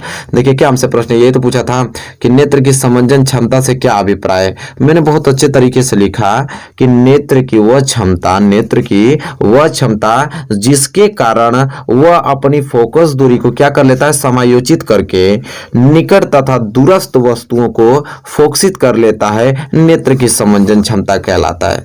बहुत ही प्यारा प्रश्न है। इस प्रश्न को तो तैयार करके आपको किसी कीमत पे जाना है, समझ रहे हैं मेरे प्यारे स्टूडेंट। छूट जाएगा तो दिक्कत हो जाएगा, ये प्रश्न आपको याद होने चाहिए, ठीक है। चलिए क्वेश्चन नंबर तीसरे की ओर बढ़ चलते हैं। उसका आंसर देने के लिए हो जाए बिल्कुल तैयार, क्योंकि वो भी प्रश्न आप लोगों के लिए बहुत ही ज्यादा मोस्ट पॉपुलर प्रश्न है। देखिए मेरे प्यारे विद्यार्थियों, क्वेश्चन नंबर तीसरा बहुत ही ज्यादा महत्वपूर्ण प्रश्न है। ये खुद आपका बुक का एनसीईआरटी का प्रश्न है, एनसीईआरटी का प्रश्न है। यह प्रश्न आपका 2014 में, 2016 में, 2017 में, 2018 में एक क्वेश्चन पूछा गया है। बहुत ही ज्यादा महत्वपूर्ण प्रश्न है। इस प्रश्न का जल्दी से सोल्यूशन करके बताइए क्या होगा इसका सोल्यूशन। कह रहा है कि एक गोलीय दर्पण की वक्रता त्रिज्या 20 सेंटीमीटर है, इसकी फोकस दूरी क्या होगी। बहुत ही प्यारा प्रश्न है, जल्दी से बताइए स्टूडेंट, ठीक है। कि एक गोलीय दर्पण की वक्रता त्रिज्या दे रखा है, इसकी फोकस दूरी पूछा है। बहुत ही प्यारा प्रश्न है, जल्दी से कैलकुलेशन करके इसका आंसर बताइए, ठीक है। बताइए जल्दी से। वक्रता त्रिज्या कैपिटल आर बराबर क्या दे रखा है, 20 सेंटीमीटर। कह रहा है कि एफ का वैल्यू पूछ रहा है, ठीक है। फोकस दूरी तो बताइए, आप लोगों को फार्मूला तो मालूम है, ठीक है। आर बराबर क्या होता है स्टूडेंट, आर बराबर 2f होता है, ठीक है। तो यहाँ से f निकालेंगे तो क्या होता है, r/2 होता है। आप तो लगा लीजिए, अभी यही पूछा है f, तो f बराबर क्या हो जाएगा, अब जल्दी बता दीजिए। अब तो बता ही दिए होंगे, मैं लगा रहा हूँ। तो बराबर क्या हो जाएगा, आर कितना दिया है 20, तो 20 बटे क्या हो जाएगा 2, घटा देंगे तो कितना जाएगा 10, तो 10 सेंटीमीटर। बात खत्म। तो एक गोलीय दर्पण की वक्रता त्रिज्या 20 सेंटीमीटर, इसकी फोकस दूरी क्या होगी, तो 10 सेंटीमीटर इसकी फोकस दूरी हो जाएगी। बहुत ही प्यारा प्रश्न स्टूडेंट है, ठीक है। इस प्रश्न को आपको किसी कीमत पे तैयार करके जाना है। चलिए क्वेश्चन नंबर तीसरा क्लियर होता हुआ जितने लोगों ने ऑप्शन, मतलब कि जितने लोगों ने 10 सेंटीमीटर दिया होगा फोकस दूरी का, वो बिल्कुल सही उनका होगा, ठीक है। उनका क्वेश्चन नंबर तीसरा बिल्कुल करेक्ट है। चलिए क्वेश्चन नंबर चौथे की ओर बढ़ चलते हैं, उसका आंसर बताइए, क्योंकि बहुत ही ज्यादा महत्वपूर्ण प्रश्न है, ठीक है। चलिए मेरे प्यारे विद्यार्थी, देखिए क्वेश्चन नंबर 4 का उत्तर बताइए। बहुत ही ज्यादा महत्वपूर्ण प्रश्न है, जल्दी से लिख के बताइए। प्रश्न आपसे ये पूछ रहा है कि प्रोकैरियोटिक कोशिकाओं में डीएनए कहाँ पाया जाता है। देखिए बहुत ही ज्यादा महत्वपूर्ण प्रश्न है। चलिए जल्दी से फटाक देकर उत्तर लिख के बताइए आप लोग कि प्रोकैरियोटिक कोशिकाओं में जो डीएनए होता है वो कहाँ पाया जाता है। बहुत ही ज्यादा महत्वपूर्ण प्रश्न है। चलिए एक स्टेप बाय स्टेप लिख के बताइए स्टूडेंट, ठीक है। नीचे ये भी बता सकते हैं, डायरेक्ट आंसर बता सकते हैं, डीएनए कहाँ पाया जाता है उस जगह का नाम भी बता सकते हैं, ठीक है। लेकिन आपको एग्जाम में तुरंत लिखना नहीं होता, पूरा उसको सजा के लिखना पड़ता है। तो जल्दी बताइए कि प्रोकैरियोटिक कोशिकाओं में डीएनए कहाँ पाया जाता है। बहुत ही ज्यादा प्यारा प्रश्न है। तो देखिए स्टूडेंट, सभी लोग उत्तर दे दिए हैं और मैं भी इसका उत्तर बता दूं कि किस प्रकार इसको लिखना है स्टूडेंट, ठीक है। तो प्रोकैरियोटिक कोशिकाओं में डीएनए कहाँ पाया जाता है, तो आपको लिखना पड़ेगा यहाँ पे कि देखिए कैसे लिखा जाता है, ये भी आप लोग मतलब तरीका मालूम होना चाहिए। देखिए जैसे जैसे लिखा है, नहीं डायरेक्ट उसका नाम लिख दे, नहीं पैसे लिखेंगे प्रोकैरियोटिक कोशिकाओं में, यहाँ लिखेंगे प्रोकैरियोटिक कोशिकाओं में डीएनए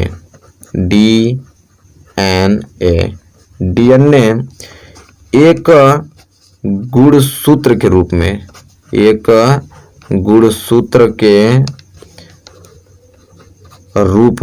गुणसूत्र के रूप में कोशिका द्रव्य में पड़ा रहता है। यहाँ पे लिखिए कोशिका द्रव्य में क्या रहता है, पड़ा रहता है। कोशिका द्रव्य में पड़ा रहता है, ठीक है। तो देखिए इस तरह लिखना आपको कि प्रोकैरियोटिक कोशिकाओं में डीएनए कहाँ पाया जाता है। तो प्रोकैरियोटिक कोशिकाओं में डीएनए एक गुणसूत्र के रूप में होता है। कहाँ पाया जाता है स्टूडेंट, तो कोशिका द्रव्य में वो पड़ा रहता है, मतलब कहाँ पाया जाता है, कोशिका द्रव्य में पाया जाता है। तो बहुत ही ज्यादा प्यारा प्रश्न। देखिए इसी प्रकार आपको लिखें, 2 नंबर आपका फिक्स हो जाएगा। बहुत ही ज्यादा महत्वपूर्ण, ये सारे प्रश्न आपको मुंह ज़बानी याद होने चाहिए और याद भी हैं, ठीक है। आप लोगों को तो याद भी है, बहुत ही अच्छा है, आप बहुत ही अच्छा स्कोर करेंगे, ठीक है। ये क्वेश्चन नंबर 4 क्लियर होता हुआ ना अच्छे तरीके से। चलिए क्वेश्चन नंबर 5 की ओर बढ़ चलते हैं। चलिए उसका आंसर दीजिए। क्वेश्चन नंबर 5 का बहुत ही ज्यादा महत्वपूर्ण प्रश्न है, क्वेश्चन नंबर 5। चलिए मेरे प्यारे विद्यार्थियों, देखिए क्वेश्चन नंबर 5 का उत्तर बताइए। बहुत ही ज्यादा महत्वपूर्ण आ गया आपके प्रश्न में कि पुमंग एवं जायंग में अंतर स्पष्ट कीजिए। चलिए बताइए, पुमंग एवं जायंग में अंतर स्पष्ट करने के लिए बोला है। तो चलिए लिखिए, क्या उत्तर लिखेंगे इसका कि पुमंग एवं जायंग में अंतर। स्पष्ट करने के लिए बोला है, बताइए कैसे लिखेंगे। बहुत ही प्यारा प्रश्न है स्टूडेंट है, तो चलिए लिख के बताइए हमें कि पुमंग एवं जायंग में अंतर स्पष्ट कीजिए। बहुत ही ज्यादा मोस्ट पॉपुलर प्रश्न है, तो इस प्रश्न का उत्तर बताइए कैसे लिखेंगे आप लोग जल्दी से। तो हमको लगता है कि लिखना स्टार्ट कर दिए आप लोग कि पुमंग एवं जायंग में अंतर स्पष्ट कीजिए। तो चलिए जल्दी से बताइए लिखकर क्या होगा। चलिए मैं भी बताता हूँ, साथ ही साथ आप लिख रहे हैं तो लिखते रहिए, ठीक है। कमेंट आएगा मैं पढ़ लूंगा आप लोगों का कि पुमंग एवं जायंग में अंतर स्पष्ट करने के लिए तो क्या लिखेंगे आप लोग कि यहाँ पे इस तरह पुमंग, पुमंग जो है वह पुष्प के नर जननांग, नर जननांग है, ठीक है। जो पुमंग है वो पुष्प के क्या है, नर जननांग है। जबकि उसी के आगे लिखना आपको, जबकि जायांग, जबकि जायांग के मादा जननांग है, ठीक है। जबकि जायांग पुष्प के ना, यहाँ पुष्प के लिख देंगे, या जबकि जायांग पुष्प के मादा जननांग है। देखिए कितना महत्वपूर्ण है और सिंपल भी है। यहाँ पे हमने अच्छे तरीके से यहाँ पे इसको देख भी लिया कि पुमंग एवं जायंग में अंतर स्पष्ट के लिए बोला। मैंने लिखा कि पुमंग जो होता है वो पुष्प के नर जननांग है, ठीक है। जबकि जायांग के पुष्प के मादा जननांग है। तो जबकि जो जायांग जो होता है वो पुष्प के मादा जननांग कहलाता है, और पुमंग जो होता है वो पुष्प के नर जननांग कहलाता है। बात बस सिंपल, बस 2 ही लाइन का लिखना है, आपको 2 नंबर मिल जाएगा स्टूडेंट। बहुत ही प्यारा प्रश्न था ये, क्वेश्चन नंबर 5। और क्वेश्चन नंबर 5 यहाँ पे क्लियर होता है स्टूडेंट। तो हम बढ़ेंगे अगले क्वेश्चन की ओर, क्वेश्चन नंबर 6 की ओर। और बहुत ही ज्यादा महत्वपूर्ण क्वेश्चन नंबर 6 भी है, तो चलिए उसका सोल्यूशन करके हमें बताइए। चलिए मेरे प्यारे विद्यार्थी, देखिए क्वेश्चन नंबर 6 बहुत ही ज्यादा महत्वपूर्ण प्रश्न है। चलिए उसका उत्तर बताइए आप लोग कि क्या उत्तर लिखेंगे। कह रहा है कि आहार नली के विभिन्न भागों के नाम लिखिए। बताइए आहार नली के जितने भी भाग हैं उनका नाम लिखने के लिए बोल रहा है। तो चलिए फटाफट आप लिखना चालू कर दीजिए, क्योंकि बहुत ही ज्यादा महत्वपूर्ण प्रश्न है। बताइए क्या होगा, इसका उत्तर लिखेंगे कैसे आप लोग। आहार नली के विभिन्न भागों के नाम लिखने के लिए बोल रहा है। बहुत ही ज्यादा प्यारा प्रश्न है स्टूडेंट, जल्दी से बताइए आहार नली के विभिन्न भागों के नाम कैसे लिखेंगे। जल्दी से बताइए क्या होगा इसका सही उत्तर। तो जल्दी से फास्ट रिप्लाई कीजिए, ठीक है। बहुत ही ज्यादा महत्वपूर्ण प्रश्न है, सिंपल भी है। तो देखिए हमको लगता है कि सभी लोग लिखना चालू कर दिए हैं, कुछ लोगों ने लिख के भी बता दिया है। तो चलिए मैं बता देता हूं उत्तर के माध्यम से कि किस प्रकार इसे लिखेंगे कि आहार नली के विभिन्न भागों के नाम लिखना है। तो देखिए लिखने का तरीका क्या होना चाहिए, पहले हम लोग ऐसे लिखेंगे ऊपर कि आहार नली के विभिन्न भाग निम्नलिखित हैं। अब विभिन्न भाग निम्नलिखित हैं तो कौन कौन है, अब वो लिखेंगे। विभिन्न भाग क्या है, निम्नलिखित हैं स्टूडेंट, ठीक है। अब विभिन्न भाग निम्नलिखित हैं तो पहला क्या है स्टूडेंट, तो पहला है मुख, ठीक है स्टूडेंट। मुख व मुख गुहा, यह आहार नाल की पहला भाग हो गया। दूसरा भाग यहाँ पे पॉइंट लगा के लिखें, दूसरा ग्रसनी, दूसरा क्या है ग्रसनी। इसके बाद इसके आगे क्या लिखेंगे बोलो, तीसरा लिखेंगे ग्रास नली। क्या लिखेंगे, ग्रास नली। तो तीसरा ग्रास नली हो गया। एंड चौथा क्या लिख देंगे, आमाशय, क्या लिख देंगे, आमाशय। तथा लास्ट पांचवा लिख देंगे कि आपका पांचवा क्या होता है, आंत। क्या होता है स्टूडेंट, आंत। तो देखिए यहाँ पे आहार नली के विभिन्न भागों के नाम पूछा था, तो आहार नली के विभिन्न भाग निम्नलिखित है। कौन कौन, तो मुख व मुख गुहा, ग्रासनी, ग्रास नली, आमाशय तथा आंत, यह आहार नली के विभिन्न भाग हैं। तो यहाँ से आपका 2 मार्क्स क्लियर हो गया, ठीक है। 2 नंबर यहाँ पे आपको पूर्णतः मिल जाएगा स्टूडेंट। चलिए क्वेश्चन नंबर यहाँ पे 6 क्लियर होता हुआ, तो हम बढ़ेंगे अगले क्वेश्चन की ओर, क्वेश्चन नंबर 7 की ओर। चलिए मेरे प्यारे विद्यार्थी, देखिए क्वेश्चन नंबर 7 एक क्वेश्चन आ गया, बहुत ही ज्यादा मोस्ट इंपोर्टेंट और पॉपुलर ये प्रश्न स्टूडेंट, ठीक है। देखिए 2021 बोर्ड एग्जाम में पक्का देखने को मिलेगा, किसी न किसी कोड में पेपर में जरूर आएगा प्रश्न, लिखवा लीजिए हमसे, पक्का आएगा 100%। कह रहा है कि यदि 1.5 अपवर्तनांक वाले कांच के प्रिज्म का कोण कितना है, 60 अंश है, तो प्रिज्म के अल्पतम विचलन कोण का मान क्या होगा। अगर साइन 49 बराबर 0.75 ले लेते तो बहुत ही ज्यादा ज्यादा महत्वपूर्ण प्रश्न है स्टूडेंट। चलिए बताइए हमें बताइए कि अल्पतम विचलन कोण का मान क्या होगा। जल्दी से आप लगा के इसका आंसर बताइए, ठीक है, क्योंकि बहुत ही ज्यादा महत्वपूर्ण प्रश्न है। जल्दी से इसको लगाकर आंसर बताइए। हम मानते हैं समय तो लगेगा, ठीक है, लेकिन इसका आंसर आप लोग जरूर प्रयास करके बताइए। चलिए मैं यहाँ से लगाना चालू करता हूँ, लेकिन इसका आंसर आप लोग लगाकर जरूर बताना है, ठीक है। लगाकर इसका आंसर किसी कीमत पे आप लोगों को बताना है। बहुत ही ज्यादा महत्वपूर्ण है कि यदि 1.5 अपूर्णांक वाले कांच के प्रिज्म का कोण 60 अंश है तो प्रिज्म के अल्पतम विचलन कोण का मान क्या होगा यदि sin 49 बराबर अगर 0.75 ले ले तो। देखिए बहुत ही ज्यादा महत्वपूर्ण है। चलिए मैं इसको लगाकर बताता हूँ, लेकिन आपको लगाना जरूर है, घर पे जरूर लगाना स्टूडेंट। देखिए सबसे पहले कैसे लिखते हैं, जो दिया रहता है उसको लिखते हैं। तो देखिए स्टूडेंट यहाँ पे दिया है, क्या क्या दे रखा है स्टूडेंट। देखिए दिया हमको प्रिज्म कोण, क्या दे रखा है, प्रिज्म कोण। अब स्टूडेंट प्रिज्म कोण दिया है, प्रिज्म कोण को मैं ए से डिनोट करता हूं। अब प्रिज्म कोण कितना दिया है, 60 अंश, 60 अंश, ठीक है, 60 अंश मैंने उतार दिया। अब कांच का अपवर्तनांक, ठीक है, कांच का अपवर्तनांक आगे दे रखा है यहाँ पे, कांच का अपवर्तनांक। अब कांच का अपवर्तनांक स्टूडेंट यहाँ पे हमको दे रखा है, कांच का अपवर्तनांक कितना दे रखा है, कांच के अपवर्तनांक को स्मॉल एन से डिनोट करते हैं, वो दे रखा है 1.5, ठीक है। आप प्यारे स्टूडेंट देखिए पूछ रहा है कि प्रिज्म के अल्पतम विचलन कोण। अब प्रिज्म को हम कहते हैं सिग्मा एम, प्रिज्म का अल्पतम विचलन कोण सिग्मा एम से निकलता है। ये हमसे पूछा हो गया क्वेश्चन मार्क, ठीक है। अब हम क्या करेंगे, सूत्र का प्रयोग करेंगे प्रिज्म के अल्पतम मान निकालने के लिए। तो यहाँ पे लिखेंगे हम लोग सूत्र से। अब सूत्र का प्रयोग कर रहे हैं क्या निकालने के लिए, तो प्रिज्म के पदार्थ का अपवर्तनांक निकालने के लिए। प्रिज्म के पदार्थ का अपवर्तनांक निकालने के लिए हम फार्मूले का यूज करेंगे, ठीक है। किसका यूज करेंगे, फार्मूले का। अब फार्मूला यूज कैसे होगा कि प्रिज्म के पदार्थ का अपवर्तनांक निकालने का सूत्र क्या होता है, ठीक है, एन बराबर, अब स्मॉल एन बराबर क्या फार्मूला, तो पहले फार्मूला लिखेंगे। तो ये होता है साइन, फिर बड़ा कोष्टक में ए प्लस सिग्मा एम बटे में 2, ठीक है स्टूडेंट। फिर कोष्टक बंद, फिर पूरे बटे में, यहाँ पे बटे में क्या हो जाएगा, sine A by 2, sine A by 2 से। अब इस फार्मूले से इस हम निकालेंगे प्रिज्म क्या है, पदार्थ का अपवर्तनांक। अब देखिए यहाँ पे यन क्या था यहाँ पे स्टूडेंट, यन आपका क्या था, कांच का अपवर्तनांक। कांच का अपवर्तनांक आपको दिया है 1.5 रख लीजिए। फिर साइन दिया है साइन। अब देखिए ए का वैल्यू आगे तो दिया था आपको, ए का वैल्यू कितना दिया रहेगा, 60 अंश, लिखेंगे हम लोग 60 अंश प्लस सिग्मा एम तो हमको निकालना ही है, बटे में क्या हो गया, 2 हो गया स्टूडेंट, ठीक है। फिर कोष्टक बंद, फिर यहाँ पे आइए, ये हो जाएगा साइन ए का वैल्यू कितना है, 60 अंश बटे में 2, ठीक है। अब आपको करना क्या है, यहाँ पे 1.5 बराबर स्टूडेंट क्या हो जाएगा, यहाँ पे सिंपल साइन, वो तो ऊपर वाला वैसे रहेगा, साइन 60 अंश प्लस क्या हो जाएगा, ये सिग्मा एम बटे 2 ही रहेगा, ठीक है। यहाँ से कटाएंगे तो क्या हो जाएगा, 30 बार में, ठीक है, तो साइन 30 अंश, ठीक है। तो यहाँ क्या आ गया, साइन 30 अंश आ गया। अब इस साइन 30 अंश का गुणा इसमें हो जाएगा, तो ये क्या हो जाएगा 1.5 इंटू क्या हो जाएगा, साइन 30 अंश बराबर इधर क्या हो जाएगा आपका साइन 60 अंश कोष्टक में और प्लस सिग्मा एम बटे में 2 आ जाएगा, ठीक है। अब देखिए ये हो जाएगा 1.5। अब बताइए साइन 30 अंश का मान क्या होता है, 1/2 होता है, बराबर यहाँ पे क्या हो जाएगा स्टूडेंट, साइन 60 अंश प्लस सिग्मा एम बटे में क्या है, 2 है स्टूडेंट, ठीक है।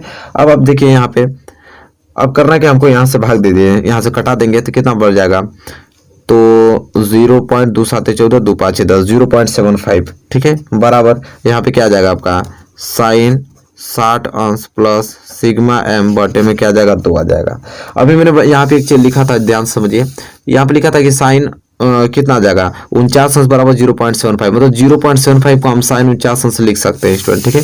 तो यहाँ पे सिंपल हमको करना क्या है कि 0.75 को हम क्या लिख सकते हैं, यहाँ पे साइन 49 अंश लिख सकते हैं, ठीक है। कोई दिक्कत नहीं, इधर आपका सेम ऐसे ही रहेगा, साइन 60 अंश प्लस सिग्मा एम बटे 2। अब देखिए करना आपको, यहाँ पे मैं हल करता हूँ। अब करना आपको ये चीज़ है स्टूडेंट, ध्यान से समझिए कि अब बात आती है कि अब इस क्वेश्चन को कैसे सॉल्व करें। तो आप देखिए इस 2 की मल्टीप्लाई कहाँ हो जाएगी, यहाँ पे, तो ये क्या हो जाएगा साइन 49 गुणे 2 बराबर इधर क्या बच जाएगा स्टूडेंट, आपका बच जाएगा साइन 60 अंश प्लस सिग्मा एम बच जाएगा, ठीक है। ये 60 अंश प्लस सिग्मा एम है। अब सिंपल आपको करना है ये चीज़ है कि यहाँ पे देखिए 9 दूनी के 18 4 दूनी के 8 1 9 98, मतलब साइन 98 अंश बराबर क्या आ गया, यहाँ पे साइन 60 अंश प्लस सिग्मा क्या आ गया, एम आ गया। हम देख पा रहे हैं कि साइन से साइन यहाँ पे क्या हो गया, कैंसिल हो गया। जब साइन से साइन मैंने कैंसिल कर दिया तो बचा क्या आपका 98 बराबर इधर बचा आपका 60 अंश और प्लस सिग्मा एम। अब हमको सिग्मा एम का ही वैल्यू निकालना था, तो सिग्मा एम बराबर क्या हो जाएगा 98 माइनस क्या हो जाएगा 60। अब यहाँ से सिग्मा एम बराबर क्या हो जाएगा, यहाँ से बच गया 8 36 9 38 अंश। तो सिग्मा एम क्या हो जाएगा 38। और सिग्मा एम को क्या कहते हैं, प्रिज्म के पदार्थ का अपर्तनांक। तो 38 अंश यही तो हमसे पूछा था स्टूडेंट। देखिए मेरे प्यारे स्टूडेंट, आप ध्यान से समझिए, यही तो पूछा था प्रिज्म के अल्पतम विचलन कोण का मान था। प्रिज्म के अल्पतम विचलन कोण का मान कितना आ गया 38 अंश आ गया। ये क्वेश्चन नंबर स्टूडेंट क्या है 7 है। आई होप बहुत ही अच्छे तरीके से क्लियर हो गया होगा स्टूडेंट। ठीक है, चलिए ये क्वेश्चन नंबर 7 क्लियर हो गया, तो क्वेश्चन नंबर 8 की ओर बढ़ चलते हैं। चलिए उसका बताइए क्या होगा आंसर। चलिए मेरे प्यारे विद्यार्थी, देखिए क्वेश्चन नंबर 8वां आ गया है। क्वेश्चन नंबर 8वां का उत्तर बताइए क्या होगा स्टूडेंट। बहुत ही ज्यादा महत्वपूर्ण प्रश्न है। चलिए उत्तर बताइए क्या होगा कि किसी जीव द्वारा किन कच्ची सामग्रियों का उपयोग किया जाता है। बहुत ही ज्यादा महत्वपूर्ण प्रश्न है स्टूडेंट। बताइए कि किसी जीव द्वारा किन कच्ची सामग्रियों का उपयोग किया जाता है। बहुत ही प्यारा प्रश्न है, जल्दी से कमेंट करके बताइए कि उसका उत्तर क्या होगा स्टूडेंट। ठीक है, बताइए उत्तर लिखिए इसका कि किसी जीव द्वारा किन कच्ची सामग्रियों का क्या किया जाता है, उपयोग किया जाता है। जल्दी से बताइए, रिप्लाई कीजिए, जल्दी से लिखिए कमेंट में। बहुत ही ज्यादा महत्वपूर्ण और प्यारा प्रश्न है। ठीक है, तो चलिए मैं बता देता हूँ आप लोगों को लिखकर, और आप लोग भी तो लिख ही रहे हैं। ठीक है, तो चलिए मैं बता दूं कि किसी जीव द्वारा किन कच्ची सामग्रियों का उपयोग किया जाता है, तो आप लोग लिखिए। तो यहाँ पर लिखा जाएगा कि किसी जीव द्वारा, ठीक है, किसी जीव द्वारा, किसी जीव द्वारा कार्बन तथा ऑक्सीजन, कार्बन तथा ऑक्सीजन का उपयोग कच्ची सामग्री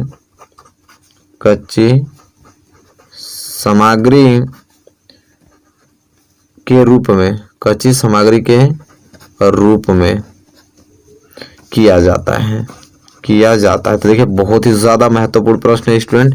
ठीक है, इस प्रश्न को आपको किसी कीमत पे याद करके जाना है। कह रहा है कि किसी जीव द्वारा किन कच्ची सामग्री का उपयोग किया जाता है, तो किसी जीव द्वारा कार्बन तथा ऑक्सीजन का प्रयोग कच्ची सामग्रियों के रूप में किया जाता है। सिंपल, इस तरह जो लोग लिखे होंगे बिल्कुल उनका सही आंसर है। आपका ये पक्का 2 मार्क्स क्लियर हो गया यहाँ से स्टूडेंट। ठीक है, चलिए एक क्वेश्चन नंबर 8 था, और आई होप क्वेश्चन नंबर 8 आपने लिखा भी है और अच्छे तरीके से लिखा, और आपको कभी भूलने की जरूरत भी नहीं पड़ेगी। आप मतलब बोर्ड एग्जाम में अगर ये आ जाएगा क्वेश्चन, तो बहुत आसान तरीके से आप लिख पाएंगे। चलिए क्वेश्चन नंबर 8 क्लियर हो गया ना। क्वेश्चन नंबर 9 की ओर बढ़ चलते हैं। क्वेश्चन नंबर 9 का उत्तर लिखिए। देखिए मेरे प्यारे स्टूडेंट, क्वेश्चन नंबर 9 आप किसके नहीं पे आ गए। चलिए इसका उत्तर बताइए क्या होगा, उत्तर लिख के बताइए। कह रहा है प्रश्न है कि आधुनिक आवर्त सारणी में पहले 10 तत्वों में कौन सी धातुएं हैं। देखिए बहुत ही ज्यादा मोस्ट इंपोर्टेंट है। ठीक है, कह रहा है कि आधुनिक आवर्त सारणी में पहले 10 तत्वों में कौन सी धातुएं हैं। चलिए फटाफट उनका नाम लिख के बताइए, कौन से यहाँ पे 10 तत्वों में कौन सी धातुएं हैं, जल्दी से लिख के बताइए। इंपोर्टेंट, बहुत ही ज्यादा महत्वपूर्ण प्रश्न है कि आधुनिक आवर्त सारणी में पहले 10 तत्वों में कौन सी धातुएं हैं। तो जल्दी से कमेंट कीजिए स्टूडेंट, समय नहीं है, बिल्कुल आपके पास समय नहीं, बहुत अच्छे तरीके से तैयारी कीजिए। आई होप, हमको लगता है जितने लोगों को याद है वो लिखना चालू कर दिए हैं। ठीक है, जल्दी से लिख के बताइए कि क्या होगा इसका उत्तर। ठीक है, मैं भी थोड़ा वेट कर लेता हूँ क्योंकि नाम लिखने में थोड़ा समय लगेगा आप लोगों को। ठीक है, टाइपिंग करने में हमको लगता है कि आई होप आप लोग टाइपिंग कर रहे हैं स्टूडेंट। अब बताने की मुझे भी जरूरत है कि आधुनिक आवर्त सारणी में पहले 10 तत्वों में कौन सी धातुएं हैं। तो चलिए मैं बता देता हूँ एक एक करके नाम उनका, और अच्छी तरीके से स्टूडेंट इसको नोट कर लीजिए। बहुत ही ज्यादा प्यारा प्रश्न स्टूडेंट है। इन सारे प्रश्नों को आपको किसी कीमत पे तैयार करके जाना है। तो चलिए लिखेंगे कि हम लोग कि केवल कौन कौन, केवल लिथियम और बेरिलियम। देखिए बेरिलियम नाम अच्छी तरीके से याद होना चाहिए आपको। ठीक है, केवल लिथियम कामा बेरिलियम एवं